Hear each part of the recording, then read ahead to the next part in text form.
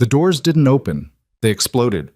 4 military police officers hit the emergency entrance of Hero Valley Medical Center at a dead sprint, and what they were carrying wasn't a soldier.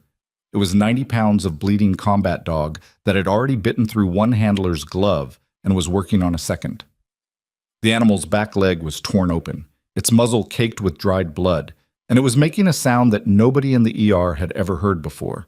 Not barking, not whimpering, something between the two that made every person in the room take a step back. Every specialist they called failed. The dog thrashed. It snapped. It refused to be touched. Then a nurse near the back of the room set down her chart and walked forward. Nobody asked her to. Nobody waved her over. She just moved, calm, deliberate, like she'd done this before. And when she knelt in front of the animal and put her hand out, the dog went completely still. The room went with it. Nobody knew her name. Nobody had thought to learn it. They were about to find out why that was a mistake. If you've made it this far, do me a favor. Follow along until the very end, hit like, and drop a comment telling me what city you're watching from. I want to see just how far this story travels. The overnight shift at Hero Valley Medical Center had a rhythm to it that most of the staff had long since stopped noticing. Gurneys rolling, monitors beeping in overlapping patterns, the low murmur of the triage desk where nurses sorted the bleeding from the merely frightened. It was a Tuesday in late October, and the Colorado mountain air outside had dropped below freezing by 9 p.m., which meant the ER was filling up with the usual mix. Frostbitten hikers who'd underestimated the altitude, a few car accidents off Route 9, an elderly man with chest pains who kept insisting he was fine and trying to leave. Nurse Joss Calloway moved through all of it like a person who'd learned to be invisible on purpose. She was 32, average height. With dark hair she kept pulled back in a knot so tight it looked almost institutional. She wore the same plain scrubs as everyone else on the floor. She didn't volunteer opinions unless asked, and even then she kept them short. The other nurses had tried to pull her into the break room gossip cycles during her first few weeks. Who was sleeping with which resident, which attending had a drinking problem, which administrator was cooking overtime reports. And she'd listened politely and offered nothing back. After a while, they stopped trying. She had worked at Hero Valley for 14 months. In that time, she'd been passed over for a charge nurse recommendation twice. She'd had a medication observation flagged by Dr. Elliot Mercer, the kind of flag that technically required a written response, except the observation turned out to be wrong, and the response she submitted was quietly filed and never mentioned again. She'd once caught a dosing error that would have put a 60-year-old dialysis patient into cardiac arrest, corrected it without comment, and documented it in the patient's chart the way she was supposed to. The resident who'd made the error found out 2 days later. He never thanked her. He also never looked her in the eye after that. Joss had not complained about any of this. She was not, by the standards of Hero Valley Medical Center, a person anyone paid much attention to. That changed at 11:47 p.m., when the doors came off their hinges. She heard the commotion before she saw it, a hard crash from the direction of the main entrance, followed by shouting that had a military cadence to it, clipped and directive, the kind of voices that expected to be obeyed. She was finishing a chart near Bay 4 when one of the newer nurses, a young man named Travis, came around the corner at a near jog with his eyes wide. "Some kind of dog," he said. "Military. They're saying it was in some kind of operation. It's bad." Joss set her chart down.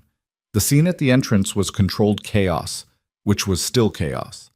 4 officers in tactical gear had come through the main doors in a cluster, 2 of them gripping the lead of a large Belgian Malinois whose back left leg was wrapped in a field dressing that had already soaked through. The dog, male, mature, heavily muscled, was not cooperating with any of it. He was twisting against the lead with the kind of focused intensity that made the officer's arms strain. One of them had a fresh tear in the forearm of his jacket. Another was holding his hand in a way that suggested it had recently been inside the dog's mouth. Dr. Mercer was already there. He was a tall man with the particular confidence of someone who'd been the smartest person in most rooms for long enough that he'd stopped questioning it. He stood at a distance from the dog that was professionally appropriate and also clearly safe, and he was talking to the lead officer in the tone he used for situations he considered beneath his actual expertise. We can treat the physical injury, Mercer was saying, but we're not equipped to manage an aggressive military animal. You'll need to contact your veterinary unit.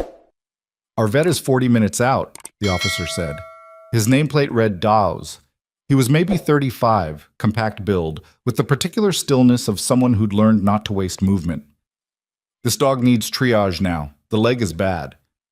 I understand that. I'm telling you, we can't safely examine an animal that's...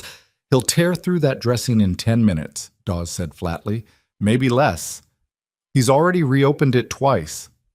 As if to demonstrate, the dog lunged sideways. Not at anyone, just against the restraint, and the motion pulled the field dressing loose at one edge. Blood welled immediately, dark and fast. The room took another collective step backward. Mercer looked at the blood, then at the dog, then back at Dawes. I'll call animal control. He'll be dead before they get here. Then I'm sorry, Sergeant, but I don't know what you want me to. I want someone to help this dog, Dawes said. His voice didn't rise. It didn't need to. That's all I want. Joss had been standing near the back of the gathered staff for the last 2 minutes. She hadn't moved forward. She hadn't said anything. She was watching the dog the way she watched everything, with the particular quality of attention that looked like nothing from the outside and was, in fact, the opposite of nothing. The Malinois was not simply aggressive. That was the wrong read. She could see it from here, the whites of his eyes showing at the corners, the way his head swung in a pattern rather than randomly, scanning, tracking, looking for something. The vocalizations he was making weren't threat displays. They were something more complicated than that. She took a breath. Then she walked forward. Calloway. Mercer's voice, flat and warning. This isn't your area. She didn't stop. I know. Nurse, sharper this time. I'm asking you to... She was already past him. The handler saw her coming and one of them put out a hand. Ma'am, you don't want to... Ease up on the lead, she said quietly. Not a request. The tone of someone accustomed to being obeyed in moments that didn't allow for discussion. Excuse me? You're pulling against him. That's escalating everything. Ease up. There was a pause that lasted about 2 seconds, which was 2 seconds longer than it should have taken, and then Dawes said from behind her, Do it. The handlers exchanged a look. The tension on the leads slackened just slightly. Joss lowered herself to one knee about 6 feet from the dog. She didn't reach out. She didn't make eye contact.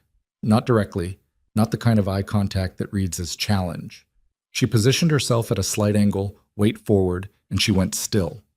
Completely still. In the way that most people were not capable of. Not fidgeting still, not holding breath still, but the genuine absence of tension that comes from a body that has learned to stop performing calm and simply exist in it. The dog's scanning motion slowed. The vocalization dropped in pitch. She waited. 8 seconds. 12. She could hear Mercer behind her saying something to one of the administrators. She caught the word liability and filed it away. At 17 seconds, the dog took a single step toward her. At 22 seconds, his nose was 6 inches from her outstretched hand, which she'd lowered to the floor, palm up, without anyone in the room noticing her do it. At 30 seconds, he pressed his muzzle into her palm, and the sound he'd been making stopped entirely.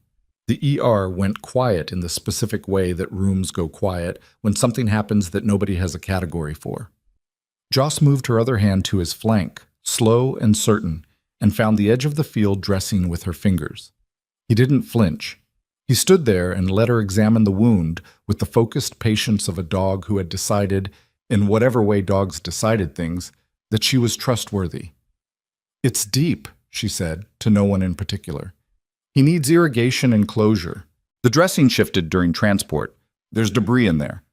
Travis had come forward with a supply cart, maintaining his distance. She could feel Dawes somewhere to her right, watching, but not interfering. Mercer, behind her. Calloway, I need you to step back. We'll wait for the veterinary. If we wait, this gets infected, she said, not turning around. Probably already is. The tissue around the wound edge is hot. You are not a veterinarian. No. She reached for the gauze on the cart without looking at it. But I know trauma. What followed was not smooth. The dog flinched twice during irrigation, and once she had to stop entirely and wait for him to settle before she could continue. She talked to him while she worked. Not baby talk, not cooing, just a low, continuous murmur of words that didn't mean much individually, but carried a specific rhythm. Anyone listening closely might have recognized it as the verbal equivalent of hand pressure on a wound site. Constant, even. Designed to hold something in place. The rest of the ER staff hovered at a radius that was determined entirely by personal courage. Travis was closest, handing her supplies when she asked. The handlers had backed off completely at some point. She wasn't sure when. Dawes had not backed off. He stood at her 10 o'clock and watched with an expression she wasn't looking at directly but could feel regardless. By the time she'd packed the wound and applied a proper dressing, real closure, not the field improvisation that had gotten the animal this far, the dog had lain down with his head on her thigh. She heard someone say Jesus from somewhere behind her. She heard Mercer say something sharper, lower, to the person beside him. She finished the dressing, checked it, rechecked it, and then sat on the floor of the ER triage bay for a moment with 90 pounds of combat dog across her lap, because moving suddenly would undo 20 minutes of careful work, and she was not inclined to let that happen. Dawes came forward then, crouching to her level. He was quiet for a moment, looking at the dog. "His name's Rook," he said. "I know." A pause. "You know him?" "No," she said. "I read his tag." Dawes looked at the dog's tags, which were visible, but not obviously so. He looked at her. He didn't say what he was thinking, but she could see him filing something away, the way people did when a piece of information didn't slot neatly into what they expected. "He's been unmanageable for 6 weeks, Dawes said after a moment, "since his handler was killed." She didn't respond to that immediately. Her hand moved slowly along Rook's back, and the dog's breathing was slow and regular. "How was the handler killed?" "I can't discuss that." "Okay." Another pause. "You were very calm."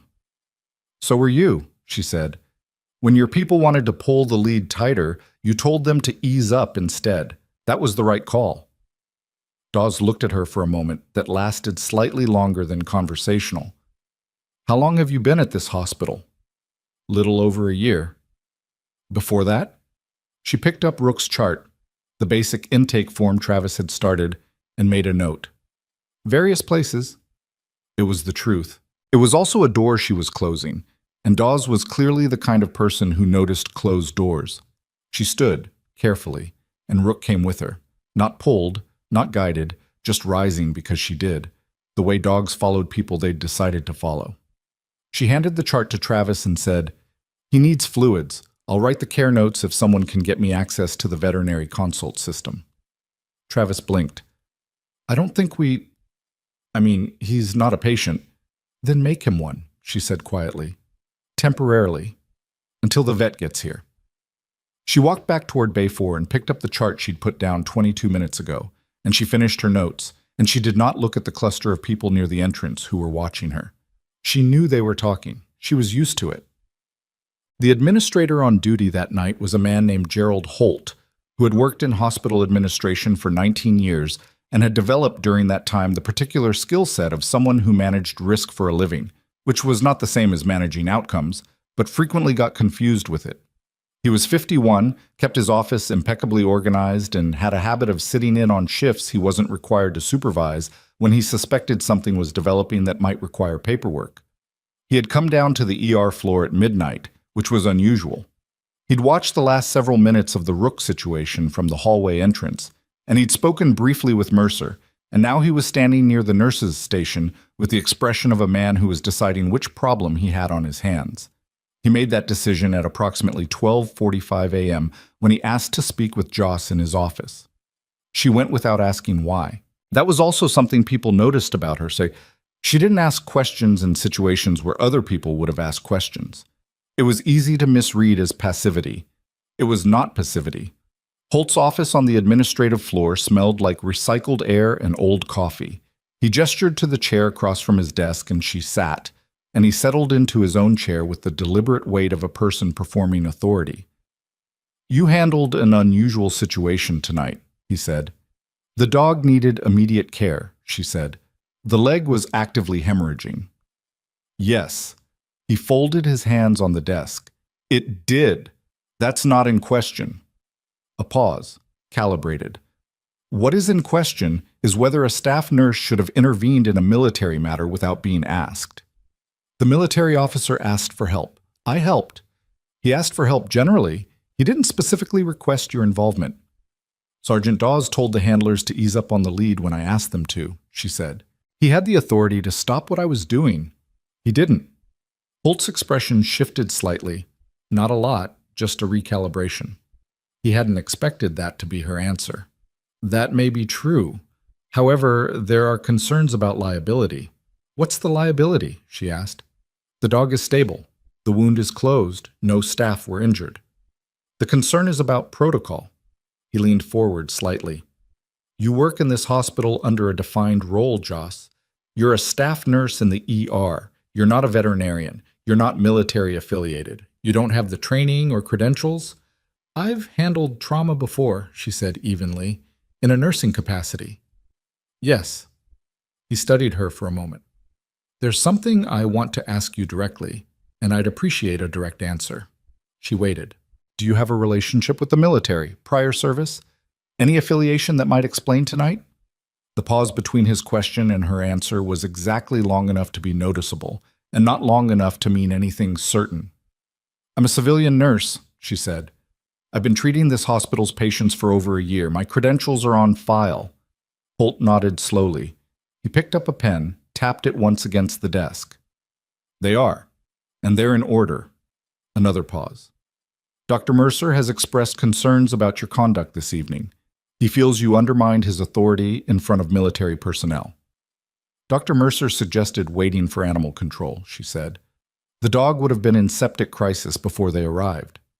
That's his judgment call to make. He made it, she said. It was wrong. I made a different one. Holt stared at her. This was not the response he was accustomed to receiving from nurses in administrative meetings. We'll be reviewing tonight's events, he said after a moment.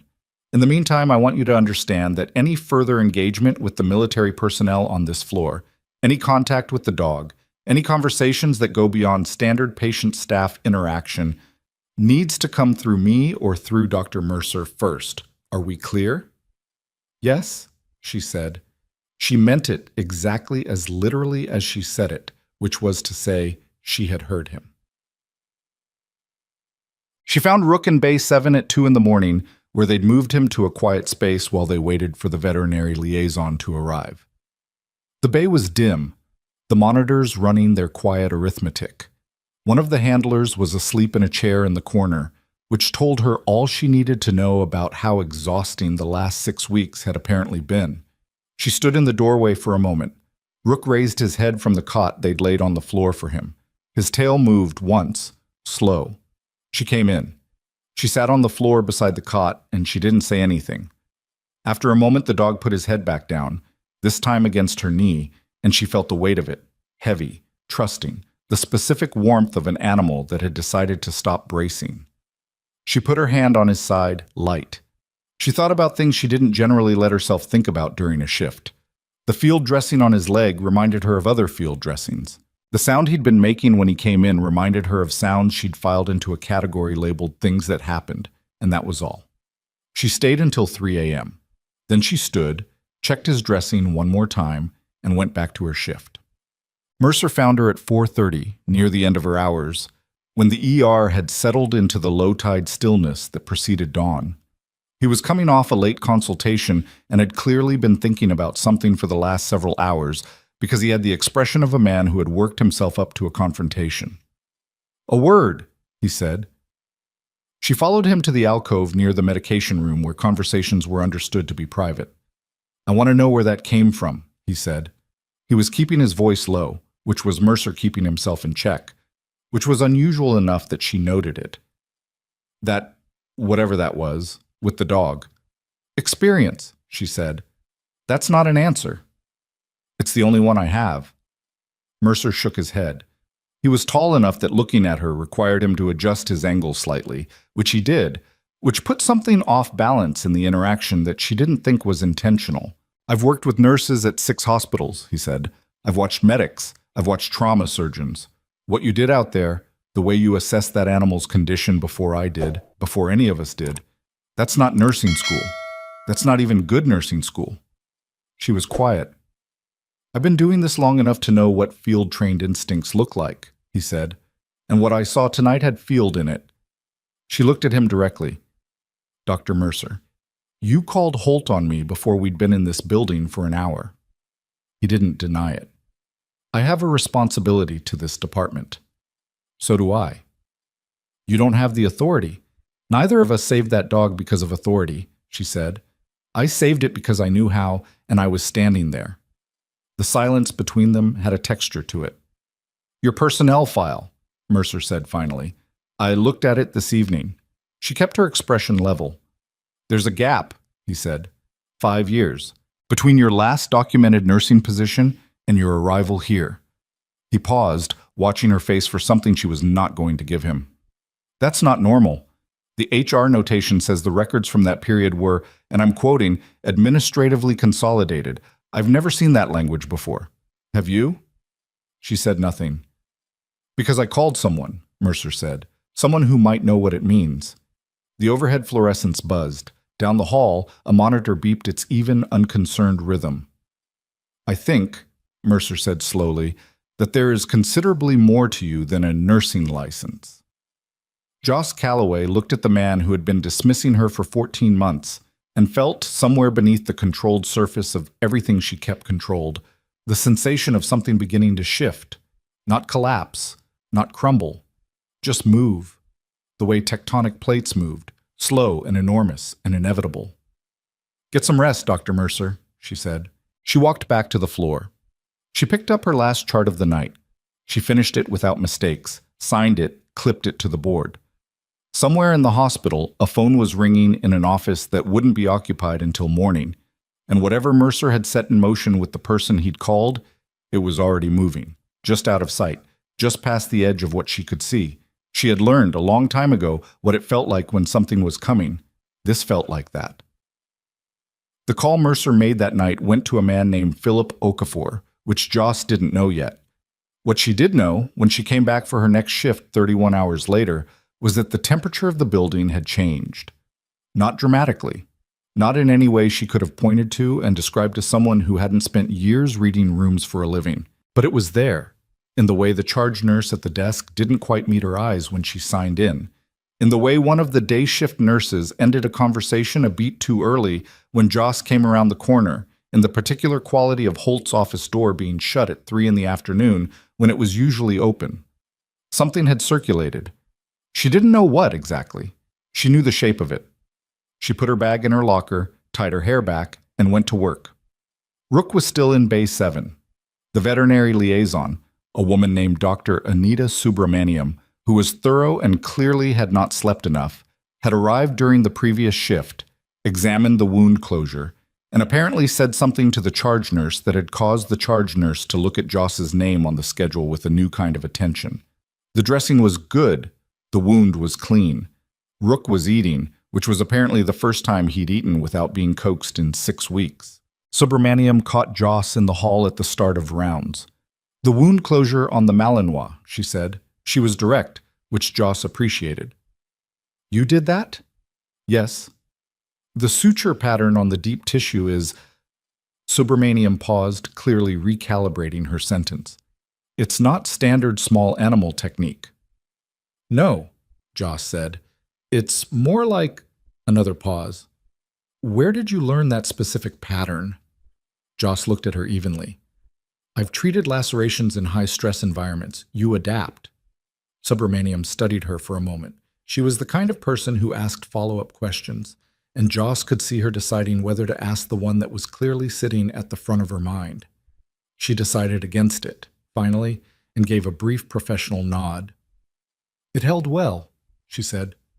The leg is going to be fine. Good, Joss said, and moved on. Dawes was in the bay with Rook when she came by at 11. He was sitting in the same chair the handler had been sleeping in, but he was awake, forearms on his knees, watching the dog with the patient expression of a man who'd learned to wait things out. Rook was asleep on the cot. His breathing was even and slow. Joss came in to check the dressing. She was aware of Dawes watching her as she worked, but he didn't speak until she was finishing. "You know what I noticed?" he said. "Tell me." "When you came in last night, the way you moved in the entrance, before any of us said anything to you." He paused. "You assessed the room first, not the dog. The room." She smoothed the edge of the dressing. "That's just awareness." "Sure," he said, "or it's training." He leaned back. "I'm not asking you to confirm anything. I'm just telling you what I saw." Joss stood. She looked at Rook for a moment. The slow rise and fall of his rib cage, the way his paws twitched slightly, whatever dogs dreamed about. "He trusts you," Dawes said. "He doesn't trust much of anyone right now." "I know." "His handler was killed in a vehicle ambush," Dawes said quietly, 8 weeks ago. "Not something that got media attention. Rook was in the vehicle. He survived because his handler put himself between the dog and the—" He stopped. "Anyway, the dog has been unreachable since then. They were talking about early retirement." She understood what early retirement meant for a combat dog that couldn't be handled. She did not say so. "He's not broken," she said. She picked up the chart. "He's grieving. Those aren't the same thing." Dawes didn't respond immediately. When she glanced at him, he was looking at her with an expression that was harder to categorize than the ones she was used to reading. Not suspicion, not calculation, something more like careful recognition. She left before he could name whatever he was thinking. Dano, the meeting was called for 2 p.m. the next day, which she found out about from Travis, who found out from the scheduling board where someone had blocked off a conference room and listed attendees in the notes field. Her name was on the list. So were Mercer's, Holt's, and 2 names she didn't recognize, which, given what she knew about how administrative meetings worked in hospitals, was not a good sign. Unknown names in a conference room meant outside involvement. Outside involvement meant someone had made a call that went further than Mercer's reach. She spent the hours before 2 p.m. doing her job. Chest pain in Bay 2. Not cardiac, she thought, but not her call to make. So she flagged it for the resident and documented what she saw. Laceration in Bay 5. A teenager who'd put his hand through a window and was trying very hard not to cry, which she noticed and respected. She stitched him efficiently and talked to him about something else entirely while she did it, which was a technique that worked better than distraction because it wasn't trying to be distraction, it was just conversation. By the time she finished, he'd almost forgotten the needle. Travis caught her at 1:45. He had the look of someone delivering information he wasn't sure he should have. "Holt had a call this morning," he said low. "I wasn't supposed to hear it, but the conference room door was open." He hesitated. "It was someone from the hospital board, a Mr. Okafor. He's coming to the 2 o'clock. Joss absorbed this. "Okay. Joss?" Travis's voice was tight. "They were talking about your position, whether your credentials were—" There was some phrase he kept using, misrepresentation of scope. He looked genuinely worried, which was something she filed as significant because Travis was not a person who worried easily. "I don't know what that means exactly, but it means they think I claimed capabilities I don't have," she said. "Did you?" She looked at him. "No." He nodded slowly and seemed to want to say something else, but didn't quite get there. She touched his arm briefly, a small, rare gesture for her, and went to change into clean scrubs before the meeting. The conference room had a table that was too large for 7 people, which meant everyone had more space than was comfortable, and the gaps between chairs turned into a kind of social cartography. Who sat close to whom? Who maintained distance? Who was already allied before anything was said? Holt sat at the head. Mercer was to his right. The 2 unknown names resolved into Philip Okafor, who was 60 and wore a suit that cost more than most of the nurses in this building made in a month, and a woman named Sandra Vick, who had the title of Regional Compliance Officer printed on the card she didn't hand to Joss directly, but left visible on the table. Dawes was not in the room. That absence was its own kind of information. Joss sat across from Mercer, which put Okafor at her diagonal. She folded her hands on the table and waited. Holt opened it. He was practiced at this. The measured tone, the careful language that was designed to sound reasonable while doing something that wasn't. "We appreciate you coming in, Joss. This is a routine review of an unusual situation. We're not making any determinations today. That last sentence meant they already had. Of course, she said. Okafor spoke next. His voice was smooth and measured, the voice of a man who'd run hundreds of these meetings. Ms. Calloway, the situation Tuesday night raised some questions for the board regarding the scope of your role here at Hero Valley. He placed a folder on the table but didn't open it yet. Your employment history specifically. My credentials are on file, she said. My nursing license is current. My certifications are current.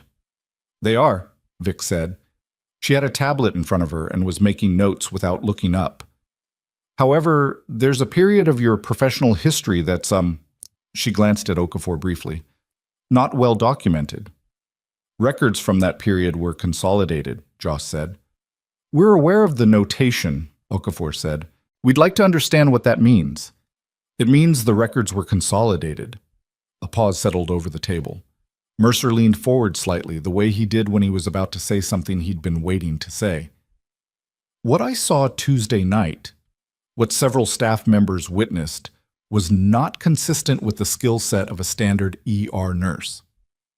I want to be clear that I'm not making a negative judgment about the outcome. The dog received appropriate care. I'm raising the question of where that knowledge came from and whether there is context about your background that this hospital should be aware of. He was being careful. She could see it, the specifically calibrated way he was presenting it, making it sound like concern rather than accusation, which was what happened when someone had been coached. Someone had told him how to frame it. My background, she said, is in emergency medicine. I've worked in demanding environments. I'm good at my job. Demanding environments, Vic repeated, making a note. Can you characterize those? Critical care. High acuity trauma situations. Civilian? The question landed with the weight it was intended to carry. Joss looked at Vic directly. My credentials are civilian, she said. My nursing license is issued through the state. Everything required to hold this position is current and on file. That's not quite what she asked, Okafor said. Joss turned to him. I know. The silence that followed was uncomfortable for everyone except her. She had sat in rooms considerably less comfortable than this one and found her way through them by doing exactly this, not filling silence that she hadn't created. Okafor opened the folder. He removed a single document and placed it in front of her. It was a formal notice. The language was dense, but the meaning was clear within the first two sentences. Pending completion of a comprehensive credential review, her ER privileges were being suspended. She would remain employed. She would not be assigned patient care duties until the review was concluded. She read it fully. She did not read it a second time. She looked up. How long is the review? These things can take 2 to 4 weeks, Holt said. I see. In the meantime, he continued, you'll be asked to... I understand, she said. She stood. She picked up the document without being asked to, folded it in thirds, and slid it into the pocket of her scrubs. She looked at each of them in turn, not long enough to be a challenge, long enough to be a record. Thank you for the meeting, she said. She walked out. The drive home took 18 minutes on roads she knew by memory now. The mountains at the edge of Harrow were doing what they always did at this hour. Going dark at the tops first, the snow line losing its definition as the light changed. She'd rented a house at the edge of town specifically because it was close to nothing. A small place with a wood stove and a back porch that looked at a field that looked at the tree line. She had not personalized it much. She was aware this was a habit she'd developed over years of not being sure how long she'd be somewhere. She sat on the back porch for a while without turning on any lights. The suspension wasn't the thing she was most concerned about. The suspension she had half expected from the moment Holt pulled her into his office. What she was turning over, sitting in the dark with the temperature dropping, was the question of who Okafor was calling. Because men like Okafor, board-level, compliance-oriented, brought in specifically for a credential review of an ER nurse, didn't make this kind of move based on one surgeon's report. Someone had elevated this. Someone had told Okafor this was worth his personal attention. She thought about the 5-year gap in her file, and the phrase administratively consolidated, and how many people in the world knew what that phrase actually meant versus how many people thought they understood it. She thought about Dawes, who had not been in the conference room. She went inside and made something to eat that she didn't taste, and she went to bed, and she slept the way she always slept, efficiently, without anything she'd classify as peace. The call came at 6:43 the next morning. She answered because she didn't recognize the number, which she had learned was always worth doing. People you expected called from numbers you knew. Ms. Calloway. Male voice. Not Dawes. Older, flatter affect.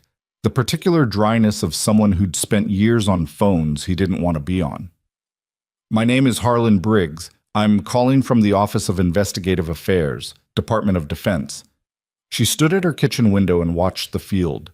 The frost had come in overnight and the grass was white at the tips. All right, she said. We're aware of the situation at Hero Valley Medical Center regarding your employment review, Briggs said. We're also aware of the incident Tuesday evening. A pause. I want to be clear that this call is not an investigation of you. I want to ask you a few questions about Sergeant Dawes and the unit that brought the animal in. She was quiet for a moment. Why are you asking me? Because you spent time with the dog and with Sergeant Dawes. Because our information suggests he may have said things to you that he was not authorized to share. Another pause. And because we'd like to know how much you told him. The frost on the grass, the tree line, the way the mountains looked like they'd been cut out of something darker and placed against the sky. I haven't told him anything, she said. Ms. Calloway. Briggs's voice shifted slightly, not threatening, but closer to the center of something. You understand that we know who you are. She let that sit. Then you understand, she said, why I don't answer questions on unverified calls. A pause on his end, longer than the others. When he spoke again, there was something new in his voice, not quite respect, but the sound of a recalibration. Fair. I'll send verification through proper channels, but I'd like to meet in person, soon. I'm currently on an administrative leave from my position, she said. I have some time. I know, he said. That's actually part of what I want to discuss. After she hung up, she stood at the window for another 3 minutes. Then she dressed, got in her car, and drove to the hospital. Not because she had a shift. She didn't. Not because she needed anything. She drove to the hospital because Rook was still there, and she wanted to check his dressing, and because some part of her that she hadn't fully examined yet knew that whatever was coming was going to move faster than she could manage from 18 minutes away. She got as far as the parking structure before she saw the second military vehicle that hadn't been there yesterday. A dark SUV, government plates, parked at the main entrance. Not the same unit as Dawes. Different plates. Different decal on the rear panel. She sat in her car and looked at it. Whatever Mercer had set in motion with his phone call had apparently met something coming the other direction. She counted the visible plates. She noted the agency identifier on the decal, small and easy to miss if you weren't looking for it. She was looking. She pulled into a space, cut the engine, and sat in the gathering cold of a November morning, watching the entrance of the hospital where she no longer had the right to treat patients, and felt the particular sensation she hadn't felt in years, the one that lived just behind the sternum, low and steady, the feeling of a situation narrowing toward a single point. She had been here before. She reached for the door handle. Her phone buzzed. A text from a number she didn't know. No name. 7 words. Don't go in. They're asking about you inside. She stared at it. Then she looked up at the hospital entrance, at the dark SUV with the agency decal, and at the figure she could now see through the glass doors of the lobby. A man in civilian clothes standing with Holt, showing him something on a phone, and Holt's face going through several expressions in rapid succession before settling on the one that meant he understood the situation was considerably larger than he'd thought. She put her own phone down. She did not get out of the car. The message had come from somewhere. Someone inside that building, or close to it, had her number and had used it in the last 90 seconds, which meant someone was watching the parking structure right now. She looked at her mirrors. She didn't see anyone, but she'd also learned, a long time ago, that not seeing someone was not the same as being alone. She stayed in the car for 4 minutes. Not from indecision, she'd made the decision inside the first 30 seconds, but because moving too quickly in a situation like this was how you gave away information you hadn't intended to share. The man in the lobby finished whatever he was showing Holt, and they moved together toward the administrative corridor, which bought her a window. She got out, crossed the parking structure on foot, and took the staff entrance on the building's east side. Her badge still worked. They hadn't deactivated it yet, which either meant the suspension was administrative only or someone hadn't gotten around to it. She didn't intend to find out which. The east corridor ran parallel to the main hall and led out near radiology. From there she could reach Bay 7 without passing the lobby or the administrative wing. She moved the way she'd learned to move in spaces where moving wrong had consequences. Not fast enough to draw attention. Not slow enough to look like she was trying not to draw attention. The particular pace of someone with somewhere specific to be. Bay 7 was empty. The cot was on the floor where she'd left it. The monitoring equipment was still there. Rook was gone. She stood in the doorway for a moment, then pulled out her phone and opened the anonymous text again. "Don't go in. They're asking about you inside." She looked at the number, Colorado area code, no name. She typed a single word back. "Rook?" The response came in under a minute. "Moved to secured holding. 3rd floor, east wing. Dawes is with him." She didn't know who she was talking to. She knew they were inside the building and they had line of sight to something. Her arrival, or Holt's movements, or both. She also knew that whoever it was had chosen to warn her rather than stay out of it, which meant they had a stake in this that went beyond professional curiosity. She typed, "Who are you?"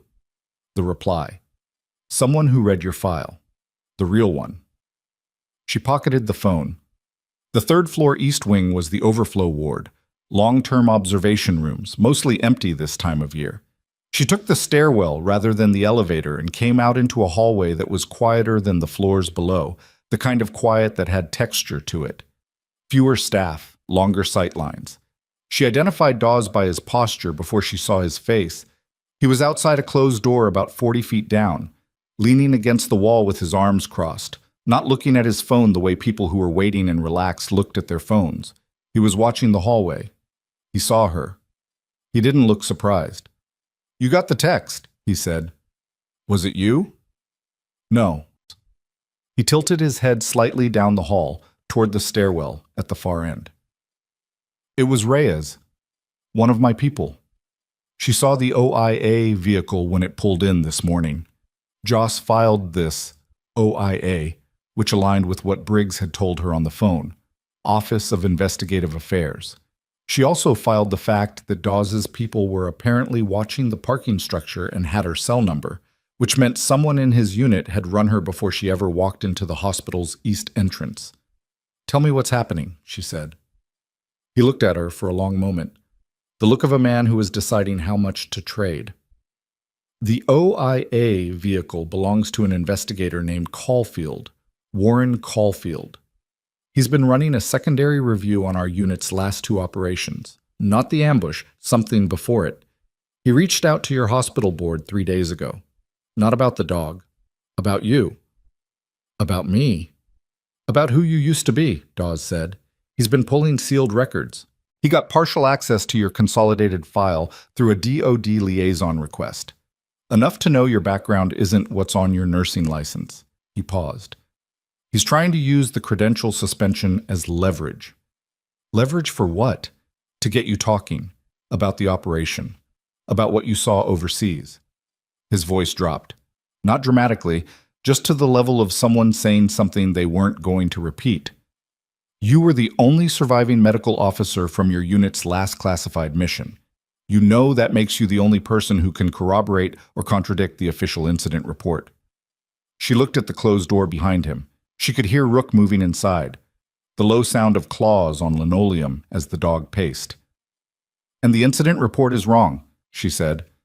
It wasn't a question. Dawes held her gaze. "Parts of it." She breathed out through her nose. "Is Caulfield running a legitimate investigation or is he running cleanup?" "That," Dawes said carefully, "is the question we've been trying to answer for 8 weeks." She went in to see Rook while she thought. The room smelled like antiseptic and dog, and the specific staleness of a space that hadn't had its windows opened in months. Rook was standing in the center of the room, not pacing anymore. He'd stopped when she opened the door. He watched her come in with the focused attention he'd had since the first night, the same recognition that she still didn't let herself think about too directly. She checked his dressing. The wound was clean, the edges holding. She palpated the tissue around it carefully, and he stood still for all of it, which told her his pain was manageable. She checked his gum color, his hydration, the lymph nodes at his jaw. "He's doing well," she said to Dawes in the doorway. "I know." A pause. Subramaniam said the closure technique was unusual. She mentioned that. She also said she'd seen similar technique once before, in a field medical case study she reviewed during an Army veterinary training rotation.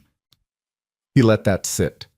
Joss ran her hand along Rook's back, following the line of his spine, and the dog leaned into it with the full weight of his body. She thought about the question underneath Dawes' statement. She thought about Caulfield in the lobby, and Briggs on the phone, and the real file that someone named Reyes had apparently accessed, and the official incident report that was wrong in the parts that mattered. "How did your handler die?" she said. Not to Dawes. To Rook, more or less. But she waited for Dawes to answer. He came in and closed the door. He sat in the chair in the corner, the same chair, same position as the first night, as if he'd been occupying it in shifts. "Vehicle ambush," he said. IED, 3.5 miles outside a village called... Doesn't matter what it's called. What matters is that the mission we were on that day was a follow-up to a previous operation. An operation that was signed off at a level above my pay grade, and that resulted in a report that said everyone died at the site except the dog. He looked at her steadily. "Everyone died at the site." The room was very quiet. "The report says I died at the site," she said. "The report lists you as killed in action," he said. "That's the official record, which is why your nursing license shows a 5-year gap and an administrative consolidation that nobody can find the paperwork for, which is why Caulfield can pull your file and see the gap, but not what's inside it." She sat on the floor, not dramatically, just because the chair was his and the cot was Rook's, and she'd spent enough time in enough Spartan rooms to have no opinion about floors. Rook immediately lay down beside her, his big head against her knee, and she put her hand on him without thinking about it. "So Caulfield knows I'm alive," she said. "He doesn't know if I know what's in the report." "Correct. And if I know what's in the report, if I can contradict it, then the operation that preceded the ambush gets reopened," Dawes said. "And the people who signed off on it have a problem." She looked at him. "What kind of people?" He held her gaze. "The kind with enough reach to get a hospital board member to open a credential review on a nurse they'd never heard of 3 days after she made the news for calming a dog." She absorbed this. Outside, somewhere on the floor, she could hear footsteps. Unhurried, institutional, not coming this way. A cart being wheeled, the ordinary sounds of a building that didn't know what was happening inside one of its overflow rooms. "Holt didn't come up with the suspension on his own," she said. "No." Mercer made a call. Okafor came in, but Okafor was contacted first. "Caulfield reached the board through a civilian compliance intermediary," Dawes said. "Clean enough to look like routine due diligence. The suspension was a way to isolate you from the institutional protection the hospital gives you, make you easier to approach." "Easier to pressure," she said. "Yes." She thought about Briggs on the phone that morning. "We know who you are." A statement designed to make her feel exposed.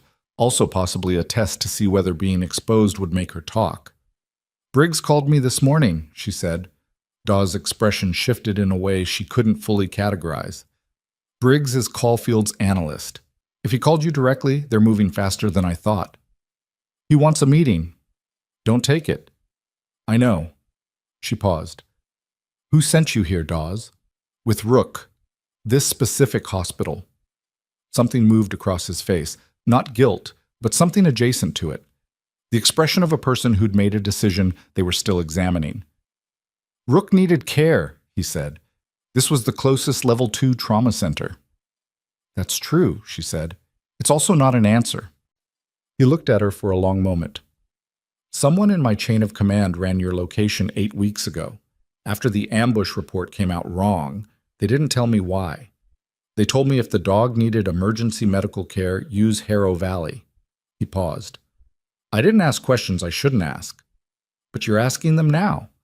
"Things have escalated," he said, which was possibly the most understated thing she'd heard in a building full of people managing controlled language.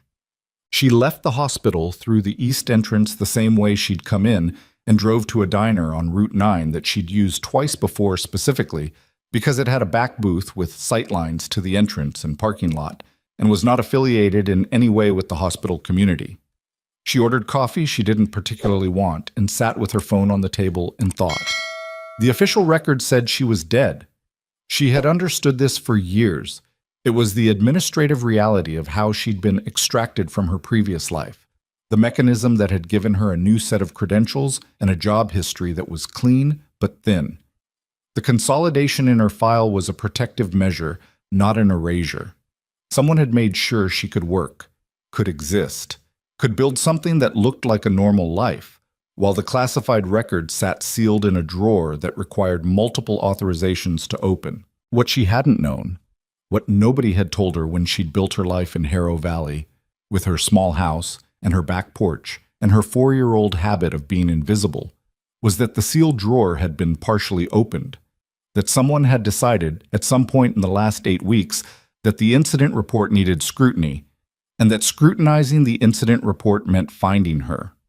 She thought about what she actually knew, what she'd seen, before the ambush, before the 3 days she couldn't fully account for, before the extraction. She thought about the operation that had preceded it, the one Dawes had described as signed off at a level above his pay grade. She had been there. She had treated wounds that weren't consistent with the circumstances that were later reported. She had written her own observations in a medical log that she assumed had been classified or destroyed. She pulled her coffee closer.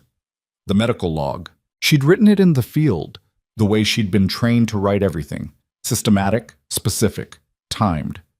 She'd handed it to the extraction team when she was evacuated. She'd assumed it went into the sealed record. If it had, and if the sealed record was being accessed by Caulfield, then Caulfield already had her account of what she'd seen. He didn't need her to talk.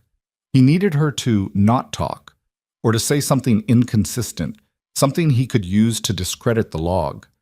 That reframed the pressure campaign entirely. The suspension wasn't leveraged to make her cooperate. It was leveraged to make her appear unstable, untrustworthy, professionally questionable, the kind of person whose sealed medical log from a classified operation could be dismissed as the account of someone with a history of overstepping her role and misrepresenting her credentials. She set her coffee down. The anonymous text from Reyes. Someone who read your file. The real one.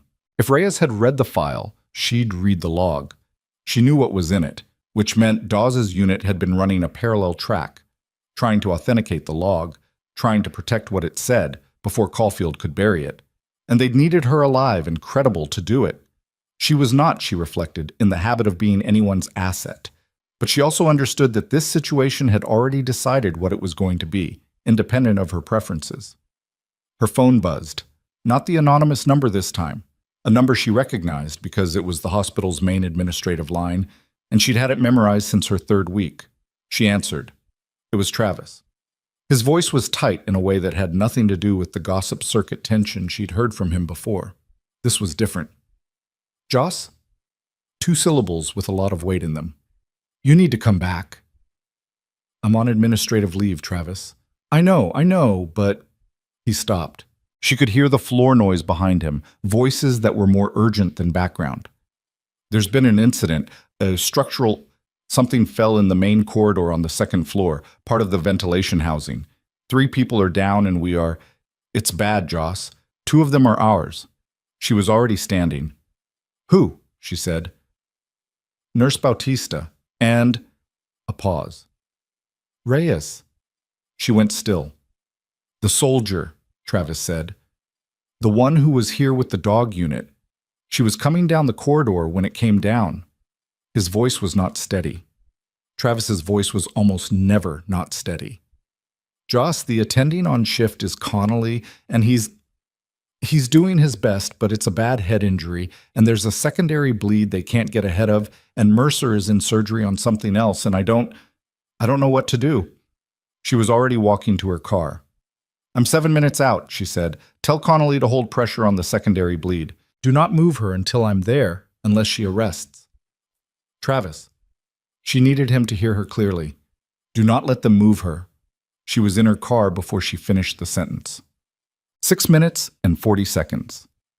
She'd driven this road enough times to know which curves allowed speed and which ones didn't, and she made every correct decision without thinking about it, which was the point of having driven the road enough times.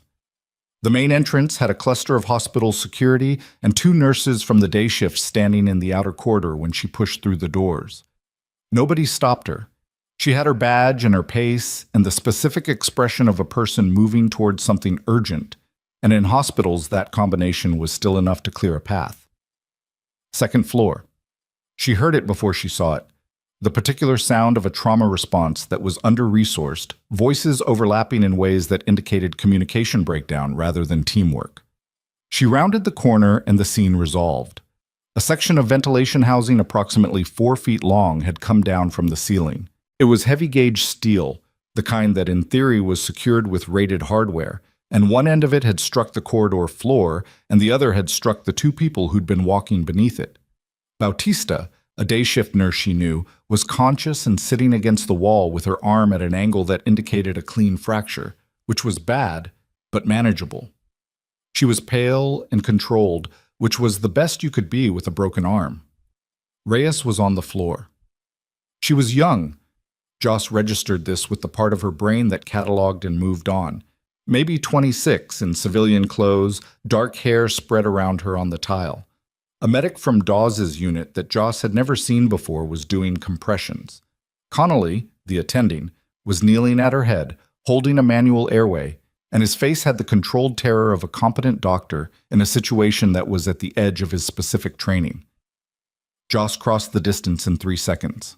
She was on the floor beside Connolly before anyone registered who she was. "Talk to me," she said. "GCS was 8 when she went down, dropped to 5 in the last 2 minutes. Connolly said. He was not a bad doctor. He was grateful to see her and didn't waste time on anything else. "Pupils unequal, right is blown. She has a secondary hemorrhage I can't localize without imaging. BP is dropping." "How long since impact?" 9 minutes. 9 minutes was a long time with an intracranial bleed. "She need a craniotomy," Joss said.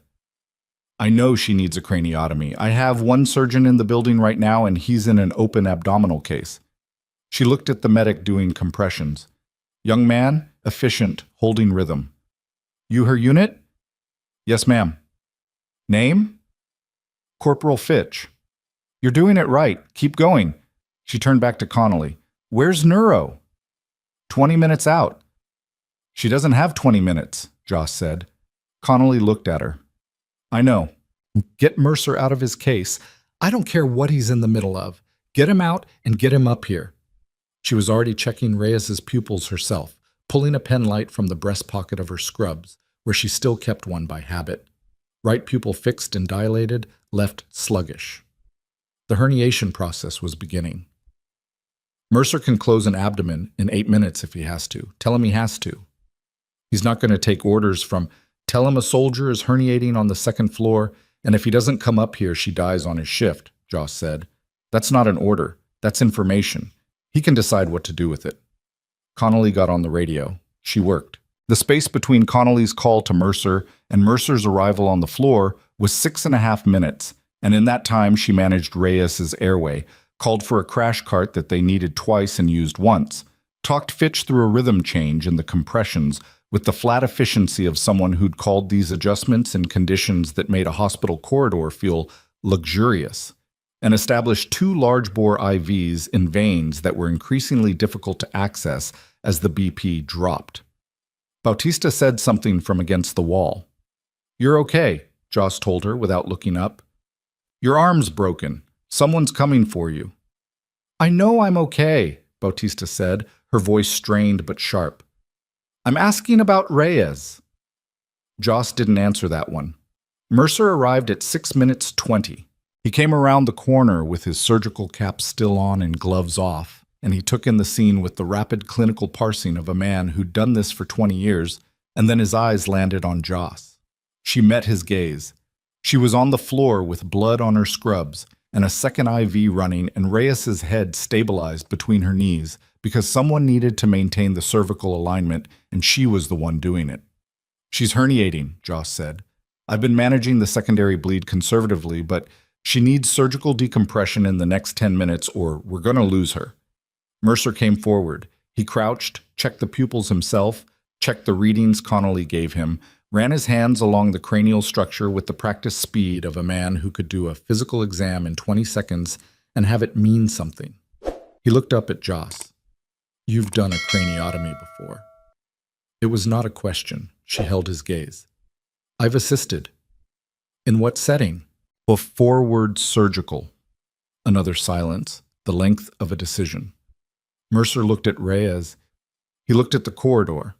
No OR, no proper field, a collapsed section of ceiling 30 feet away still leaking dust.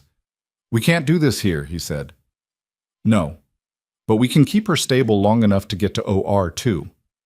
Connolly, get OR2 prepped, Mercer said, standing. He looked at Joss. You're scrubbing in. I'm on administrative leave. I'll handle Holt, he said.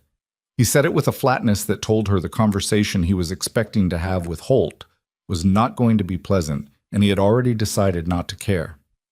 Can you get her there? Yes, she said. They moved. But the surgery took 2 hours and 11 minutes. Mercer operated. Joss assisted in the specific way she'd described, forward surgical, which was a euphemism for the kind of triage medicine that happened in places where euphemisms were the only thing that kept the mind organized. She anticipated his movements in ways that caused him to pause, twice, mid-procedure, with a look that he didn't translate into words because they were in the middle of an open cranium and this was not the time for words. Fitch waited outside the OR. Dawes arrived 20 minutes into the procedure. She could see his silhouette through the OR window at one point, standing in the scrub corridor, not pacing, just standing. The bleed was controlled at 1 hour 40. The decompression was complete at 2 hours. Reyes came off the table breathing on her own, which was not guaranteed and was not a small thing. Joss stripped her gloves and leaned against the scrub sink outside the OR and stayed there for a moment, not moving, with the particular flatness of exhaustion that came after adrenaline finished its work and left you holding the bill. Mercer came out 4 minutes later.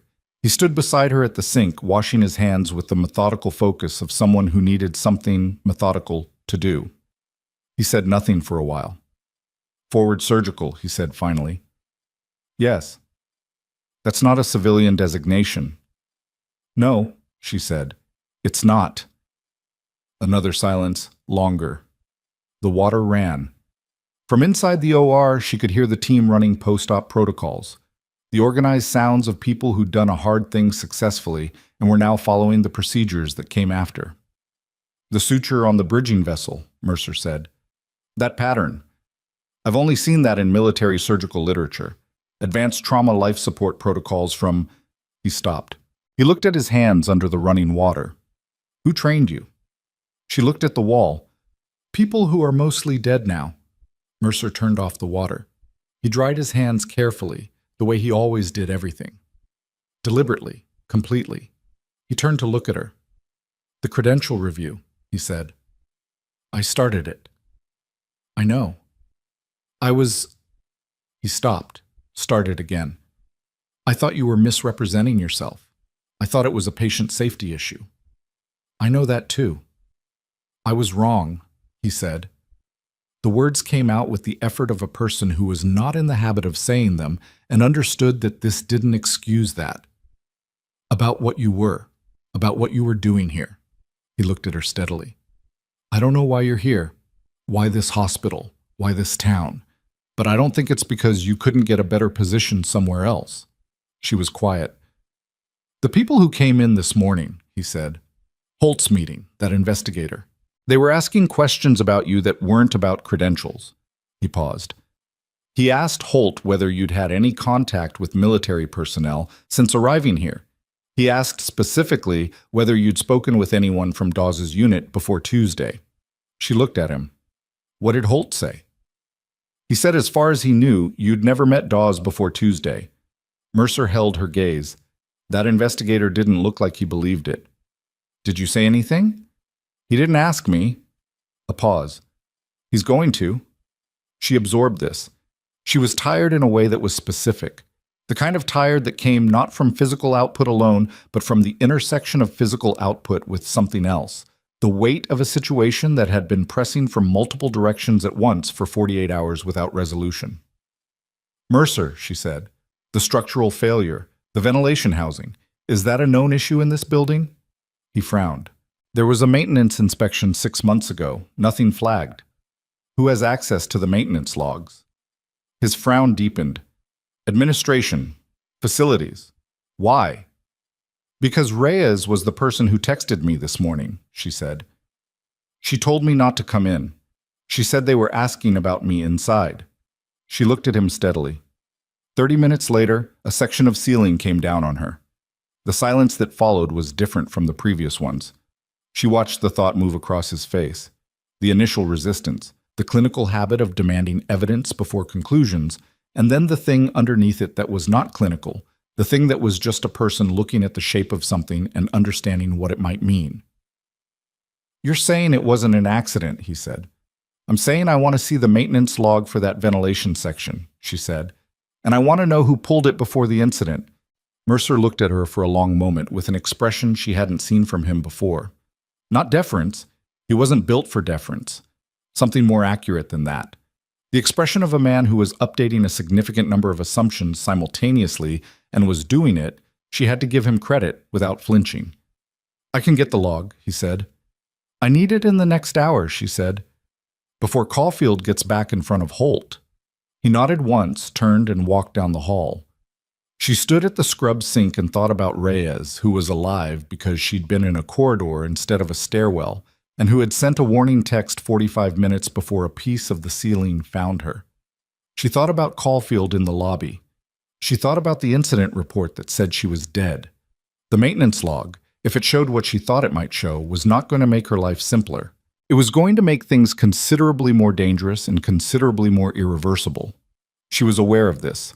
She was also aware that Rook was on the 3rd floor in a locked room, that Dawes was somewhere in this building running his own calculation, that Fitch was outside an OR waiting for news on his teammate, and that somewhere above all of this, above the hospital politics and Caulfield's cleanup operation and Mercer's credential review and Holt's managed risk and everything else, there was an incident report with her name on it that said she had died in a place she had actually survived, and the person or people who'd written it that way had done so for reasons that were becoming clearer by the hour. She pushed off from the sink. Dawes was at the end of the hall. He'd moved from the OR window and was standing in the corridor proper now, and the look on his face when she walked toward him told her he'd drawn the same line she had between Reyes' text and Reyes' injury. Caulfield, she said.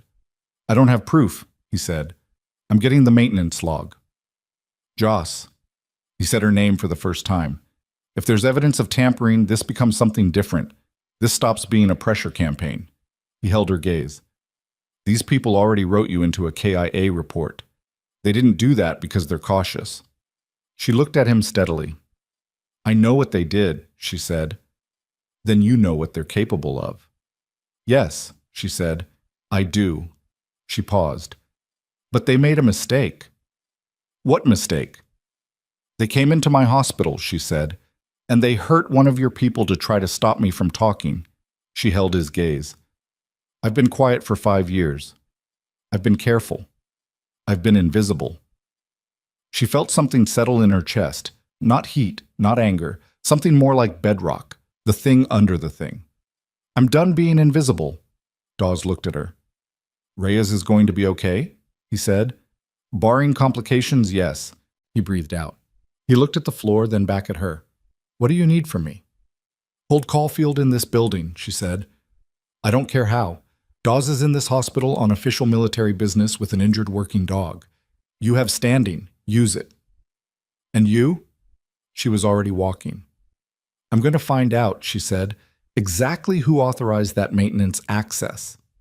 The hallway stretched ahead of her, long and fluorescent and entirely ordinary, the kind of hallway where nothing should be happening that couldn't be explained, and everything that was happening was something else entirely. Behind her, she heard Dawes get on his phone, his voice, flat and authoritative, carrying the short distance. This is Sergeant First Class Dawes, Unit 47. I need to invoke Article 31 hold authority on a civilian investigator currently on premises. A pause. Name is Caulfield. Warren Caulfield. Another pause. Yes, I'll wait. She turned the corner. At the end of the next corridor, Gerald Holt's office door was open for the first time all day. She could see him through the gap, on the phone, his back partially to the door, and through the window behind him she could see the parking lot where Caulfield's dark SUV was still parked. And on Holt's desk, visible from the corridor, was a manila folder she recognized. She'd seen its twin on Okafor's conference table 2 days ago, but the name on this one's tab was not hers. She was close enough now to read it. The name on the folder was Mercer, Elliot R. And underneath the name, stamped in red ink that was visible even from the corridor, a single word she hadn't expected to see.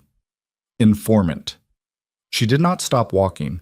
That was the first decision, made in the half-second between seeing the folder and the moment when stopping would have become visible through the gap in Holt's door. She kept her pace, the same pace she'd carried through every corridor in this building for the last 48 hours. And she passed the door without looking directly at it, and she rounded the corner at the end of the administrative hall and stood with her back against the wall and let the information settle. Mercer, Elliot, R. Informant. She ran it. Mercer had called someone after Tuesday night. She'd known that since he told her himself, standing in the alcove near the medication room. He'd said he'd called someone who might know what administratively consolidated meant. She had assumed, working from the most obvious reading, that he'd called a colleague, a regulatory contact, someone in hospital administration. She had not assumed he'd called Caulfield, but it fit. Caulfield had made contact with the hospital board 3 days after the incident. 3 days, the exact window between Mercer's call and Okafor appearing in the conference room. And Mercer had been the one to frame the initial suspension. He had been the one to put language around it that sounded like patient safety and was actually something built for him, shaped for his specific concerns, designed to move a particular direction. The question was whether Mercer had known who he was calling, whether he'd understood what he was putting in motion. She thought about the OR, the way he'd said I was wrong with the weight of a man who meant it, the way he'd gotten on the radio for Connolly without hesitation when she asked for Reyes to be moved, the way he'd said I'll handle Holt with a flatness that wasn't performed. She thought about the fact that he'd gone to pull the maintenance log for her. She needed to find him before Caulfield did. The facilities office was on the basement level, which was the part of the building that most clinical staff treated as theoretically existing.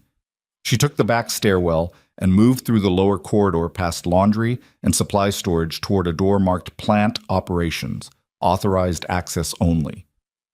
The lock required a facilities badge she didn't have. She stood there for approximately 4 seconds before a maintenance worker named Ortega, who had fixed a gurney wheel she'd asked about 6 months ago, came through the door from the other side with a cart of equipment. He recognized her. She recognized him. "Joss," he said. "I need 5 minutes with the access log system," she said. "Second floor east ventilation, today." Ortega was a practical man. He looked at her. The blood stain on her scrub collar, the particular quality of urgency she was not bothering to fully conceal. And he held the door open without asking a question she didn't have time to answer. The log system was a terminal that required a facilities login, which Ortega provided by the simple method of logging in himself and then stepping back to take his cart to the supply room. She had 4 minutes before anyone official would notice the access. She pulled the second floor east ventilation maintenance log. The housing unit that had come down, Section 2E-14, had its last scheduled inspection listed as April. Passed, no deficiencies noted. She scrolled to the access log for the physical housing unit itself, which tracked anyone who'd opened the maintenance panel. 3 entries. April inspection. A routine HVAC filter swap in August. And a third entry, timestamped at 6:41 this morning. 94 minutes before the housing came down. The badge number on the 641 entry was not a facilities badge. It was a visitor authorization code, the kind issued to contractors and temporary personnel. She cross-referenced it with the building's visitor management system. The authorization had been issued yesterday afternoon, under the name of a mechanical contractor called Vantex Systems. She'd never heard of Vantex Systems. The authorizing signature was Gerald Holtz. She took a photo of the screen with her phone. She logged out of the system, went back through the door, and texted the photo to Dawes with a single line. Holt authorized building access to a contractor at 3 p.m. yesterday. Housing came down at 8:15 a.m. She was already moving back toward the stairs when the reply came. Caulfield is flagging my hold. He's got a JAG officer on the phone. I can give you 20 minutes. 20 minutes. She went up. She found Mercer in the physician's lounge on the third floor, which was where she'd expected to find him, because it was the nearest quiet space to the OR, and he was the kind of person who debriefed alone after a hard case rather than with the team.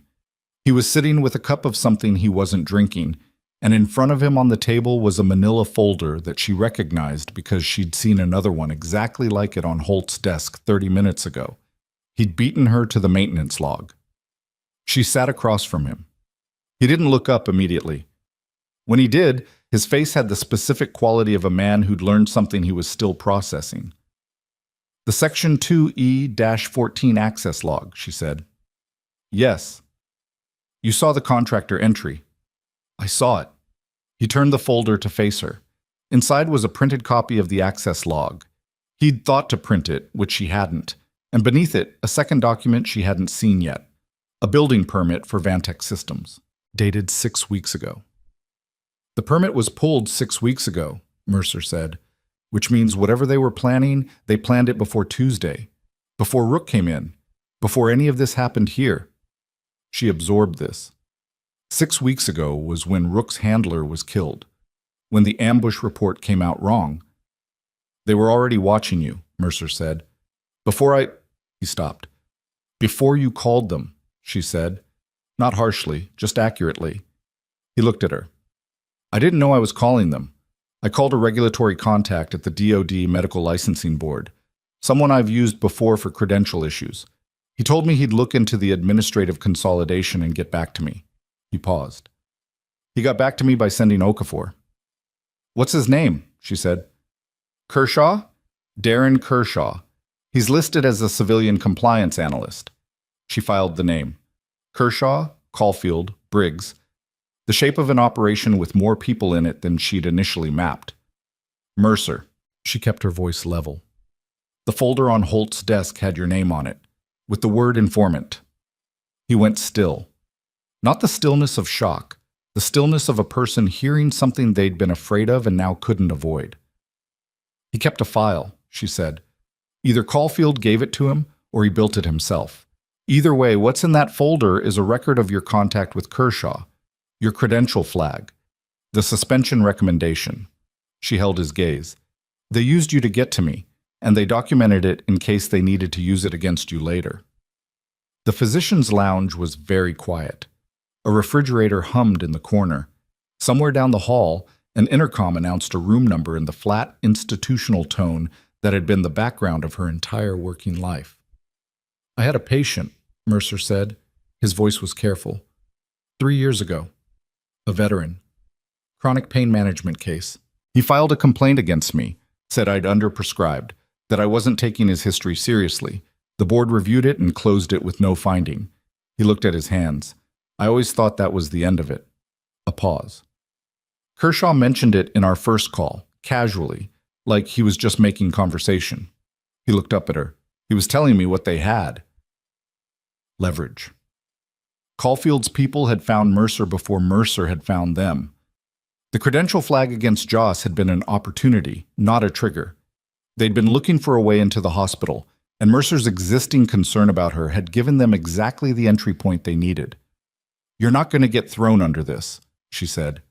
He looked at her with the expression of a man who appreciated the statement and didn't fully believe it. I have copies of the log and the permit, she said. Dawes has the photo from the access terminal. We have Caulfield's contractor authorization through Holt, time-stamped 6 weeks ago, which predates every interaction between you and Kershaw. She was building the frame as she spoke, the way she'd built them before in different contexts, working with what was available rather than what would be ideal. You're a witness, not a participant. What you need to do right now is write down everything Kershaw said to you. Every call, every word, every reference to the complaint, date and time of each contact. She slid a notepad from the table toward him.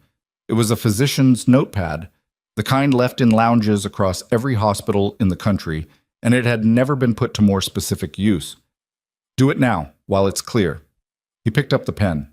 He looked at it for a moment. Why are you doing this? He said. I started the process that suspended you. I made you a target. You made a call you shouldn't have, and it got used by people who were already in motion, she said. That's not the same thing as being one of them. She paused. And you pulled Reyes's surgery without hesitation. That matters. He looked at her for a moment longer, and she could see him making a decision that wasn't comfortable and was correct. He started writing. Dawes' 20-minute window had about 8 minutes left when she came back into the main building circulation. She was moving toward the lobby when her phone buzzed. Dawes again, but a voice call this time, which he hadn't used before. They found the hold, he said. The JAG officer has authority to release Caulfield in 6 minutes. He's coming out. Where is he right now? Administrative corridor, Holt's office. She changed direction. She was 40 feet from Holt's office when the door opened and Caulfield walked out. He was shorter than she'd built him in her mind, maybe 5'10", late 40s, with the kind of average build that was designed to disappear in rooms. He wore a jacket over a collared shirt, and he walked with the particular economy of a man who moved through institutions so often he'd learned their tempo. He was looking at his phone. He looked up when she was 20 feet away. She watched the recognition move across his face. Not the recognition of someone meeting a person for the first time. He knew what she looked like. He'd seen her file, her photo, possibly her full sealed record. He knew exactly who was walking toward him. She watched him run the calculation, what she was doing here, what she might have, whether this was controllable. She stopped 6 feet away. Miss Calloway, he said.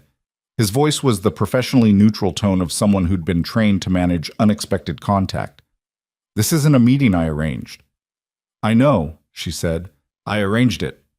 His eyes moved, once, quickly, to the administrative corridor behind her, checking for her backup the same way she'd checked for his. I think it would be better to schedule something more formal. My office can... I have the maintenance log for Section 2E-14, she said. I have the visitor authorization you came in on. I have the Vantech Systems building permit, dated 6 weeks ago. She kept her voice completely level. I have a record of every access event in that ventilation housing from April to this morning. She paused. And I have a witness who watched Corporal Reyes send me a text message 30 minutes before the housing came down. Caulfield's expression didn't change in any dramatic way.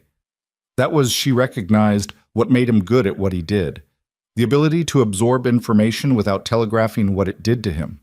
But there was something in the stillness around his eyes that told her the calculation had shifted. Whatever you think you have, he said, you're an individual with a suspended nursing credential who has a documented history of exceeding her professional scope and a sealed employment record she's chosen not to explain. I haven't chosen not to explain it, she said. I've been legally prohibited from explaining it, which you know because you've read the classification order. She held his gaze. But here's what I know. You are running a cleanup operation. The incident report from the ambush 8 weeks ago contains a material error. It lists me as killed in action. You know I'm not dead because you've been building a pressure campaign around me for 3 days, which means the error in the report wasn't a mistake. Holt had appeared in his office doorway. He was standing there with the expression of a man watching something unfold that he'd understood theoretically was possible and had hoped wouldn't be. She didn't look at Holt. She kept her eyes on Caulfield. The medical log I filed from the operation, she said. It's in the sealed record. You've accessed the sealed record, which means you've read what I documented about the wounds on the personnel we recovered before the ambush. She paused. The wounds aren't consistent with the engagement type listed in the report. You know that. Your job is to make sure I'm not in a position to say so publicly. Caulfield said nothing. Reyes is going to survive, she said. She's post-op and she's going to survive. And she has a phone that sent a text at 6:43 this morning, which is a recoverable record, and the text she sent warned me not to come into a building where she'd found evidence of what you were doing. She watched him. Corporal Reyes read my file. She found the sealed records access log, which tracks every authorization that's touched it, including yours. She knew what the maintenance access meant. A pause. She sent me that text because she was trying to protect a witness, and then someone in your operation made sure she was in that corridor. The silence that followed was the kind that had weight to it, the kind you could push against. I want to be very precise about what I'm saying, she said. I'm not making an accusation I can't support. I'm telling you the sequence of evidence as it exists right now, in documents and phone records and witness statements. And I'm telling you that sequence is going to Dawes's chain of command, to a Judge Advocate General office that Dawes has already been in contact with today, and to an investigative journalist at the Hero Valley Courier who was given a sealed envelope this morning by someone from Dawes's unit with instructions to open it if she didn't hear back by 6 p.m.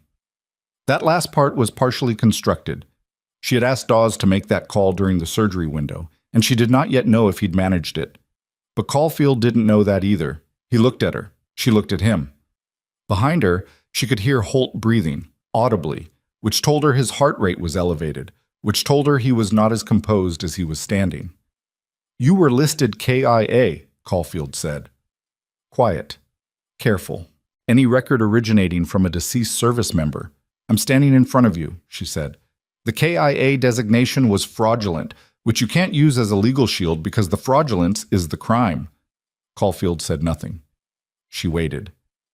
Mr. Holt, she said without turning around, the Vantech Systems contractor authorization you signed yesterday. I'd like to know who requested it. Holt said nothing for a moment that stretched. Then, I received a call from a facilities consultant. He said it was a routine inspection related to a compliance review. Who gave you the consultant's name? A longer pause. It came through Mr. Okafor's office. Okafor. The board member Caulfield had reached through civilian compliance channels. The same Okafor who'd appeared in the conference room with his clean suit and his credential review folder. She turned to look at Holt now. He was standing in his doorway with his arms at his sides and the look of a man who had been maneuvered into signing something and was only now understanding the full geometry of how it had happened. The maintenance log and the authorization are going to the JAG office, she said, along with documentation of every contact between your board and Caulfield's operation going back 6 weeks. She paused. If you want to be a cooperating witness rather than a participant, now is the time to decide. Holt looked at Caulfield. Caulfield was looking at the floor. Holt said, What do I need to do? One. The next hour and 40 minutes were the kind of procedural that looked simple from the outside and wasn't. Dawes's JAG contact, a major whose name was Aldrete, and who had the energetic precision of someone used to building legal cases in fast-moving situations, arrived at the hospital at 4:17. Mercer had filled 6 pages of the physician's notepad. Holt had provided a written statement about the Vantech authorization within 20 minutes of being asked, because Holt was ultimately a man who managed risk, and the risk calculus had shifted dramatically. The maintenance log, the access photo, the visitor authorization, and the building permit were submitted as a documentary package that Aldrete described, with the dryness of a person who specialized in understatement, as materially significant. Caulfield was not arrested. Not yet. That was Aldrete's word.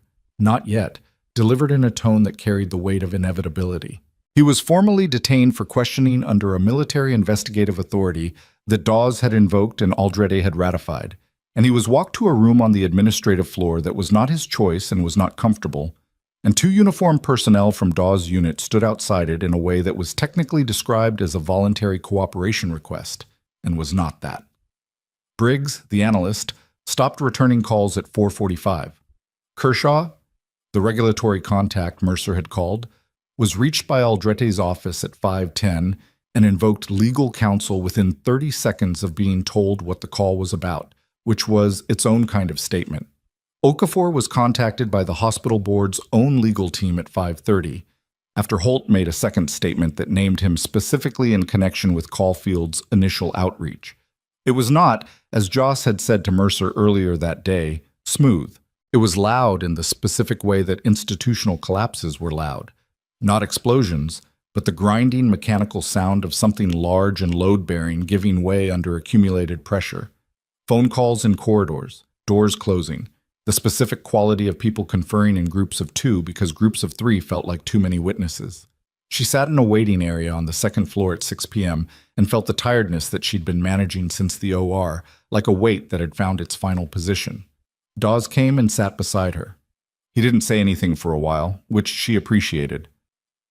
"Reyes is awake," he said eventually. She breathed out. "Good. She's asking about the dog. Tell her the dog is fine." Another pause. "The JAG office is going to want a formal statement from you about the operation," he said. "The incident report, what you documented in the medical log." "I know. It's going to take a while. Months, probably. The process for reopening a classified incident report." "Dawes." She looked at him. "I've been waiting 5 years. I can wait a few more months." He nodded. He looked at his hands, then at the corridor, at the hospital around them, institutional and fluorescent and entirely ordinary, the kind of place that didn't look like somewhere things happened. "The classification on your file," he said carefully. "When this investigation opens formally, there's going to be a question about your status. Whether the KIA designation gets formally corrected. What that means for, he stopped. "For your life here. What you've built." She thought about her house at the edge of town, the wood stove, the back porch, the field that looked at the tree line. "One thing at a time," she said. He accepted this. At 6:12, her phone rang. Not Dawes, not Aldrete, not any number she recognized. She answered. "Miss Calloway." A woman's voice. Older, measured, with the quality of someone accustomed to being the person who made calls rather than received them. "My name is General Voss, Patricia Voss. I'm calling from the office of the Army Inspector General." She sat up slightly. "I've been monitoring the situation at Hero Valley for the last several hours," Voss said. "I want you to know that what you've uncovered today is consistent with a parallel investigation that my office has been conducting for 11 weeks. A pause. "The operation that preceded your unit's ambush, the one you documented in your field medical log, we've been trying to authenticate that log for 2 months. Caulfield's operation has been working to discredit it." Joss was quiet. "I want to meet with you," Voss said. "In person. I can be in Hero Valley tomorrow morning."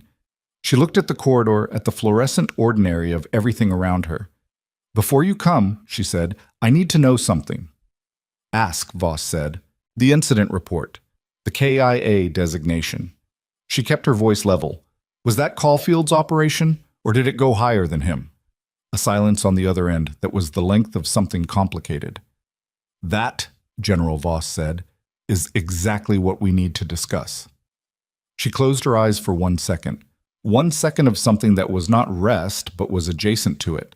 The specific sensation of a situation that had been pressing from all directions at once, finally finding an axis. Then she opened them. "What time tomorrow?" she said. And in Holt's office, 40 feet down the administrative corridor, a phone was ringing that nobody was picking up. Because Holt was in a room with lawyers, and Caulfield was in a room with military personnel, and the person who'd been calling that number for the last 3 hours had finally, in the last 60 seconds, called a different number instead. A number that belonged to the investigative journalist at the Hero Valley Courier. The sealed envelope had been delivered at 2:30 that afternoon. It was now 6:14. She had not heard back from Dawes about whether the journalist had been told to wait until 6 p.m. She looked at her phone. She had a text from a number she didn't recognize. Different from Reyes's number, different from Briggs's, different from every number that had come in over the last 3 days. The text was 4 words. "I have the letter." She typed back, "Who is this?" The response came in 11 seconds. "Lena Marsh, Hero Valley Courier. I was told to contact you directly if I opened the envelope." She looked at the text for a moment. Then she called the number. Lena Marsh picked up on the first ring, which told Joss she'd been waiting with the phone in her hand. Her voice was younger than Joss had expected.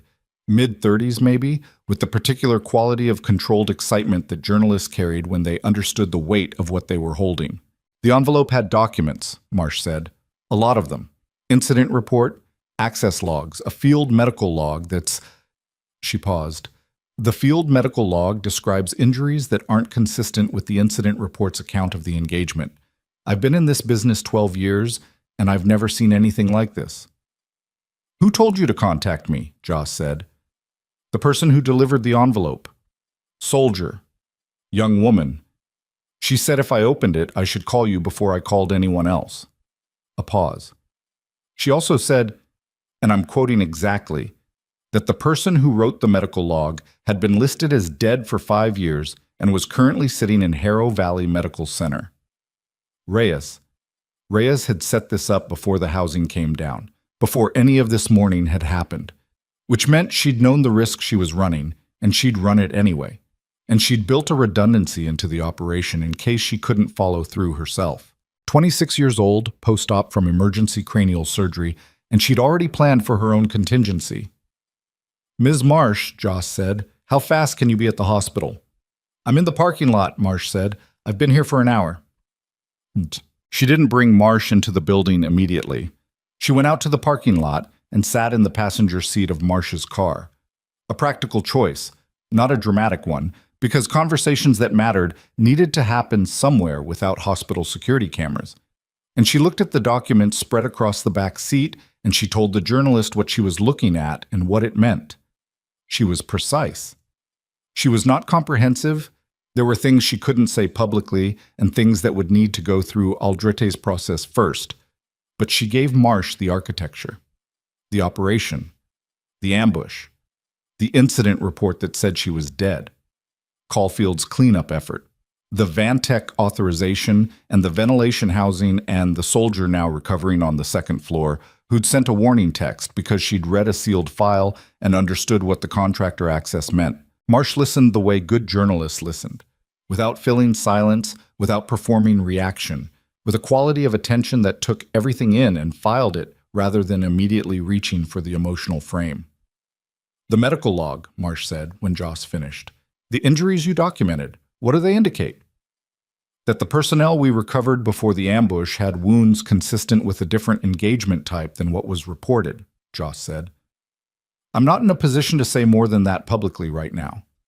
What I can say is that I documented what I saw, I submitted it through proper channels, and the report that came out afterward described events that did not match what I witnessed. And you've been living under a false employment record since then.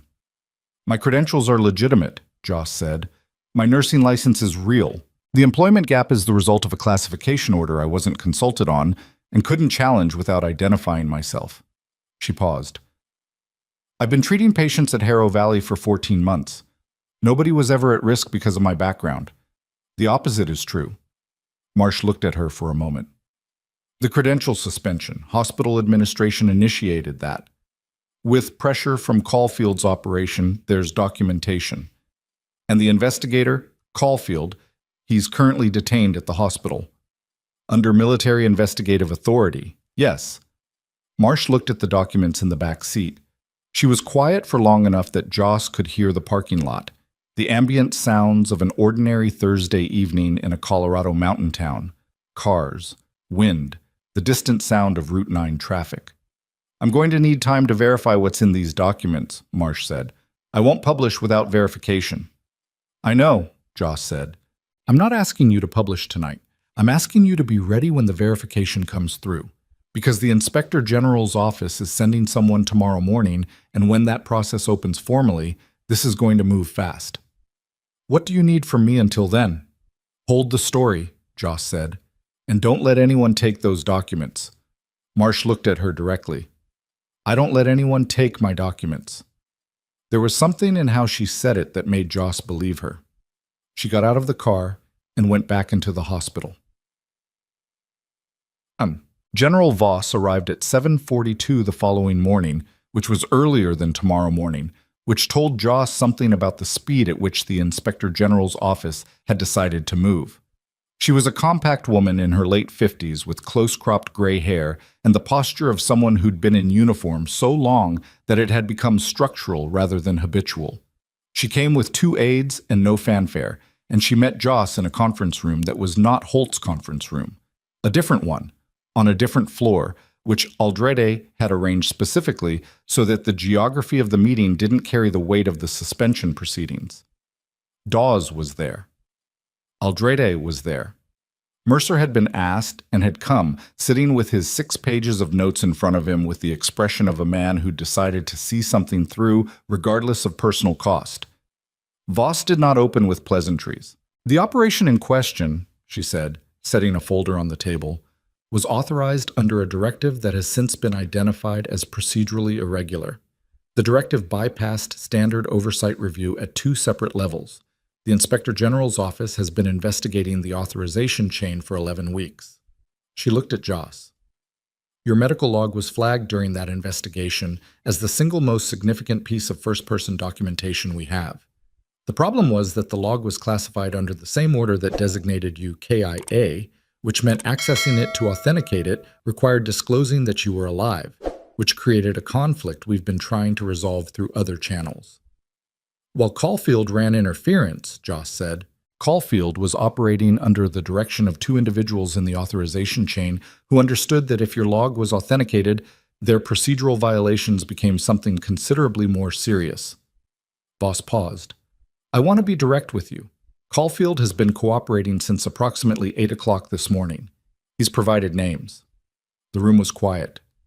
The 2 principals are a retired general officer and a current civilian defense contractor who had financial interests in the outcome of the operation your unit was involved in, Voss said.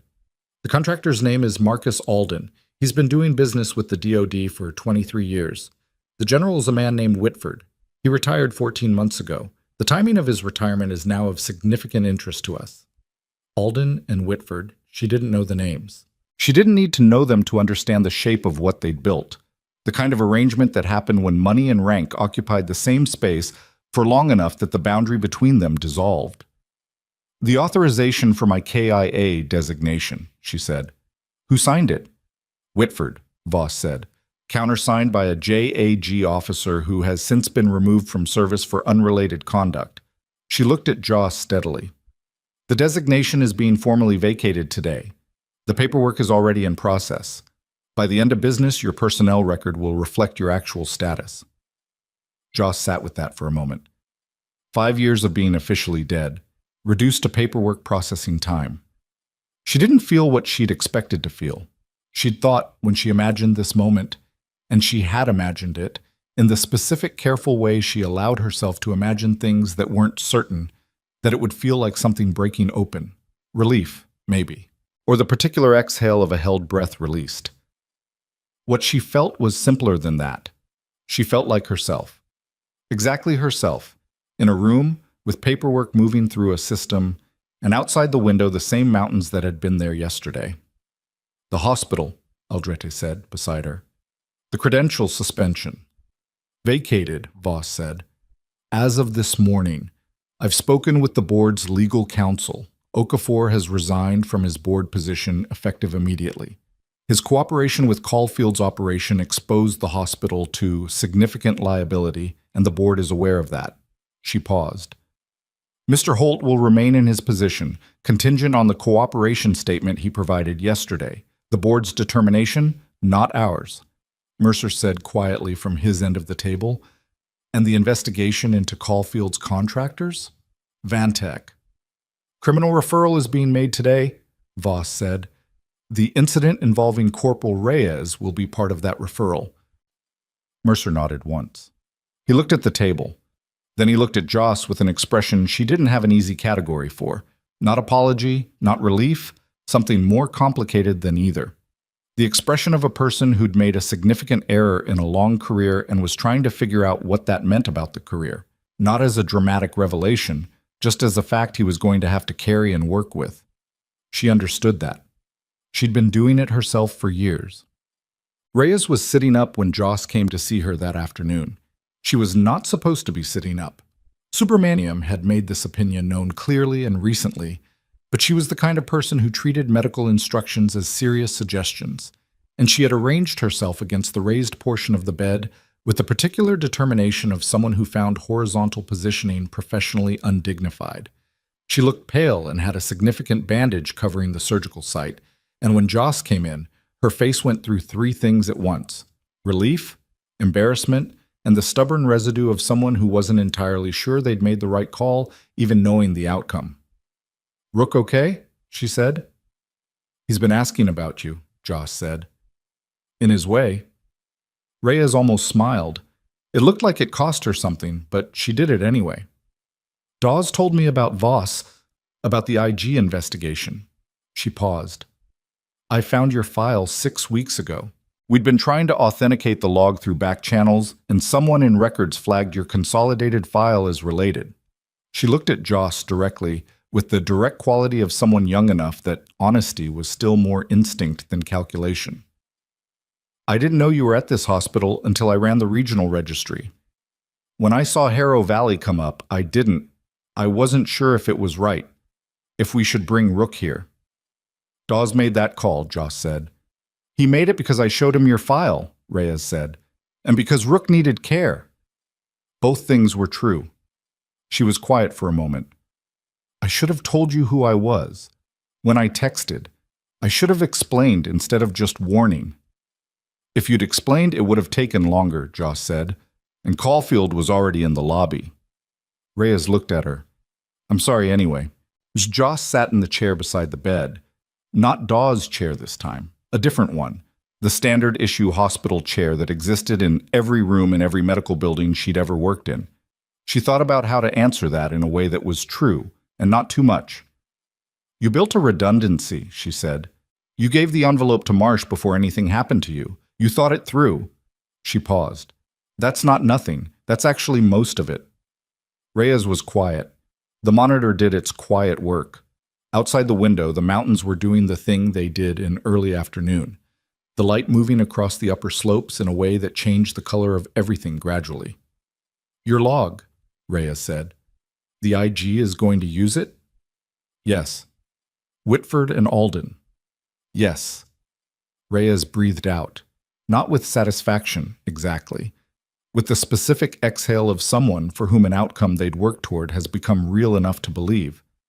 Sergeant Dawes' last handler, Rook's handler. She looked at the window. The vehicle ambush wasn't random. The route had been passed up the chain. Someone knew it. The investigation will establish that, Joss said. Carefully.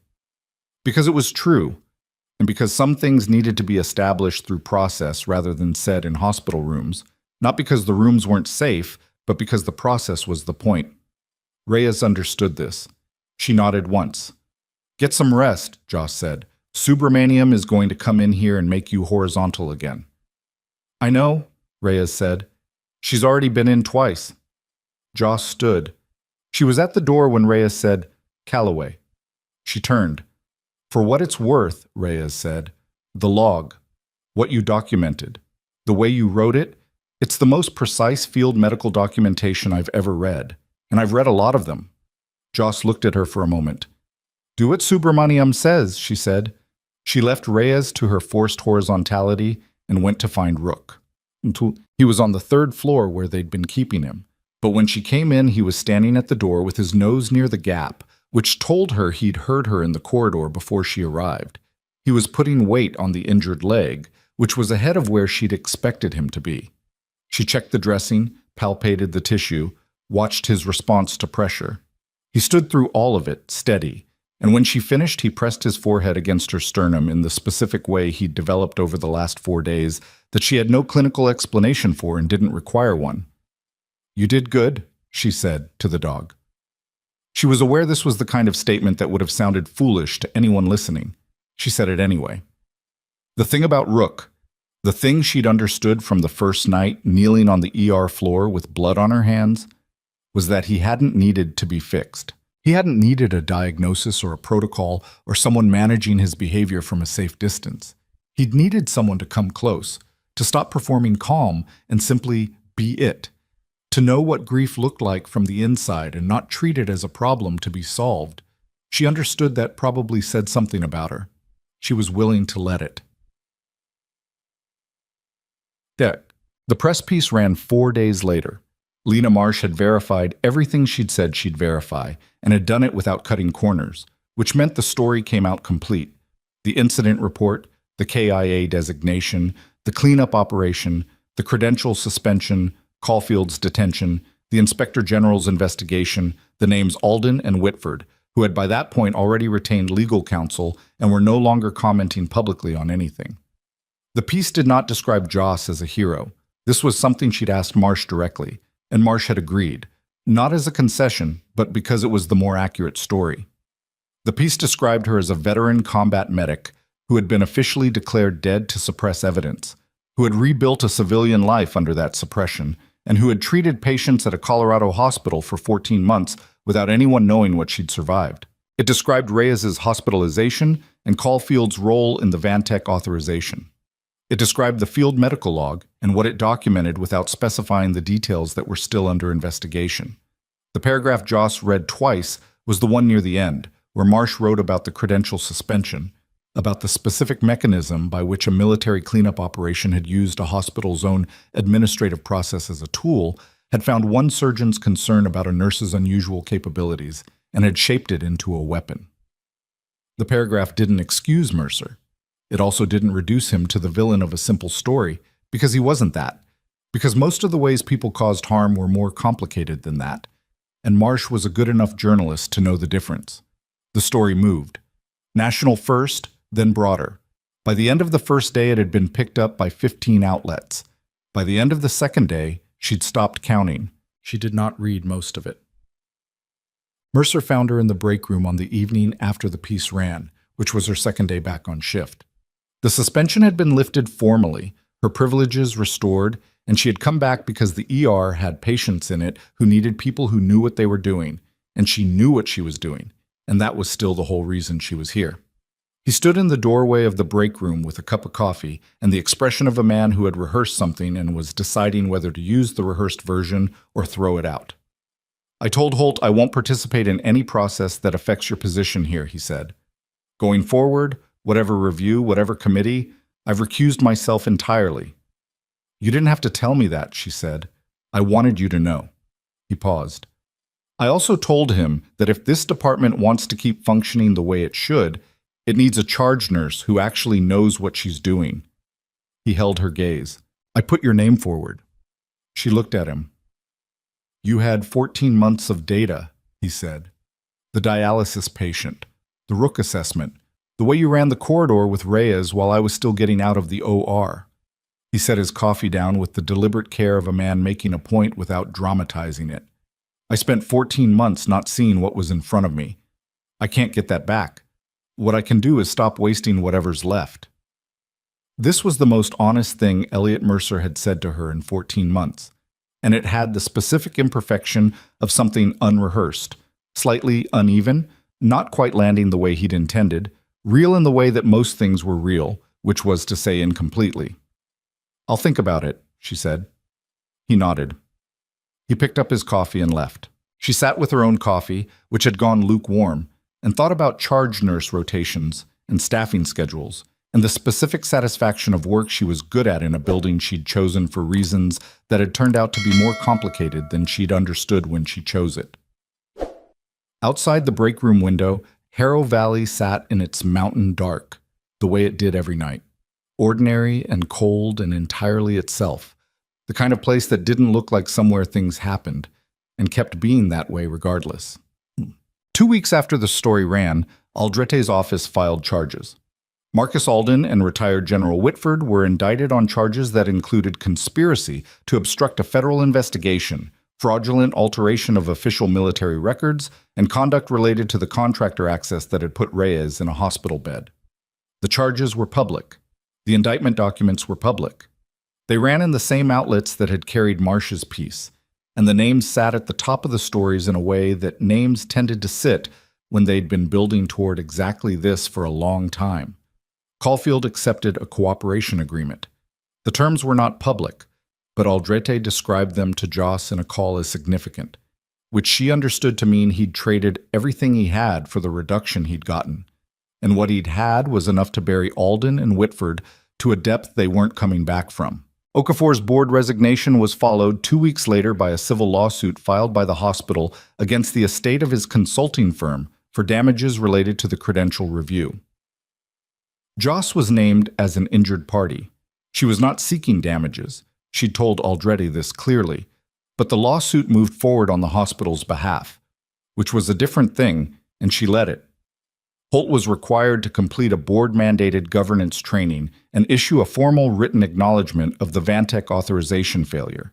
He did this without apparent enjoyment, which was appropriate, and continued to run the administrative floor, which was probably also appropriate because whatever else he was, he kept the building running and buildings needed running. She did not feel, watching all of this resolve, the satisfaction she'd imagined feeling. She felt something more muted and more durable, the particular quality of things being what they should be. Not perfect, not clean, just correct, in the specific limited way that outcomes were sometimes correct, which was to say that the people responsible were being held responsible, and the record was being corrected, and that was more than most situations delivered. The last conversation she had with Rook was not a goodbye. It was just the last one, the way last things often were, indistinguishable from the others until after the fact. He was being transferred to a rehabilitation program for military working dogs, a program that Aldrete's office had helped fast-track once it became clear that the ambush investigation was opening and that the record of Rook's handler would be part of that record, part of the documentation of what had actually happened. And why? The program was in Virginia. It was good. Subramaniam had reviewed it, which was Joss's request and which Subramaniam had undertaken with the thorough seriousness she brought to everything. She sat with him on the third floor the morning before the transport came. He had his head in her lap, the injured leg extended, the dressing long since removed and the wound healed to a scar that would always be there. She thought about what Dawes had said at the beginning. He's been unmanageable for 6 weeks. He doesn't trust much of anyone. She thought about the sound he'd been making when he came through the ER doors. Not a threat, not simple aggression, the more complicated sound of an animal that had lost something fundamental and was still trying to locate it in every new room it entered. She knew something about that. "You're going to be all right," she told him. Not as reassurance, as information. The distinction mattered to her even with no one else in the room to notice it. He lifted his head and looked at her with the specific quality of attention he'd had since the first night. The recognition that had nothing to do with familiarity, that was something older than familiarity, the thing animals carried that most people spent their whole lives trying to approximate. Then he put his head back down, and they sat until the transport came. She took the charged nurse position. She made this decision on a Tuesday morning, standing on her back porch in the first significant snowfall of November, looking at the field and the tree line with coffee going cold in her hands, and the decision felt less like a choice and more like an acknowledgement of something that had already been true. She called Holt's office and told the administrative assistant, who sounded mildly surprised and then professionally unsurprised, and the paperwork was processed by end of day. She didn't tell Mercer directly. She let him find out through the scheduling board, the way most real things in hospitals were communicated. Not in speeches, not in formal ceremonies, just on a printed sheet on a corkboard, her name beside the roll. Same building, different line.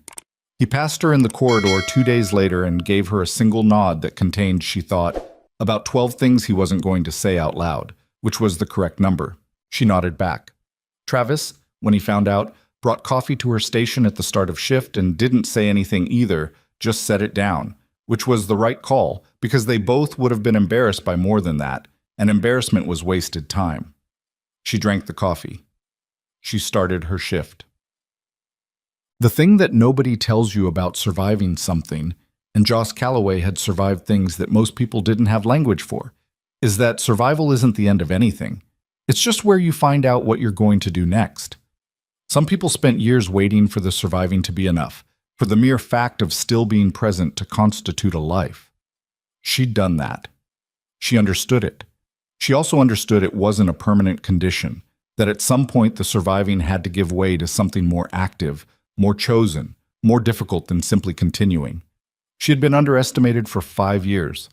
Not just at Harrow Valley, for 5 years, in the full administrative sense, she'd been designated as a person who no longer existed, who had no standing, who couldn't challenge anything or claim anything or be acknowledged for anything because the record said she wasn't there to do it. She had existed anyway. She had treated patients anyway. She had caught errors and corrected them and documented them and moved on. She had knelt on an ER floor in the middle of the night and put her hand out to a grieving dog and waited for him to decide. And he had decided. She had walked into an OR with blood on her scrubs and done the work that needed doing because she was the person standing there and she knew how. None of it had required anyone's permission. None of it had needed a record to be real. The record getting corrected, Whitford's name on the indictment, her name removed from the KIA list, her personnel file reflecting what had actually happened, mattered. She didn't minimize it. It mattered the way truth mattered, which was fundamentally, in ways that went beyond the personal. But the work she'd done while the record was wrong had mattered too. That was the part nobody put in indictment documents. The dialysis patient who went home with his heart still working. The teenager who'd stopped flinching before she finished the last suture. Reyes, breathing steadily in a recovery room because someone had been fast enough and trained enough and present enough. That work had happened. It was real. The fact that the record had called her dead while she was doing it hadn't made it less real. It had just made it hers.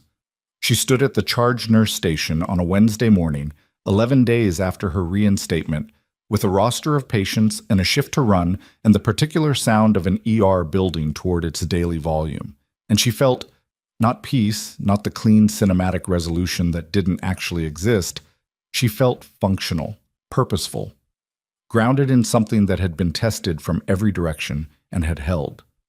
The doors at the main entrance slid open with the sound they always made. She picked up the first chart of the morning.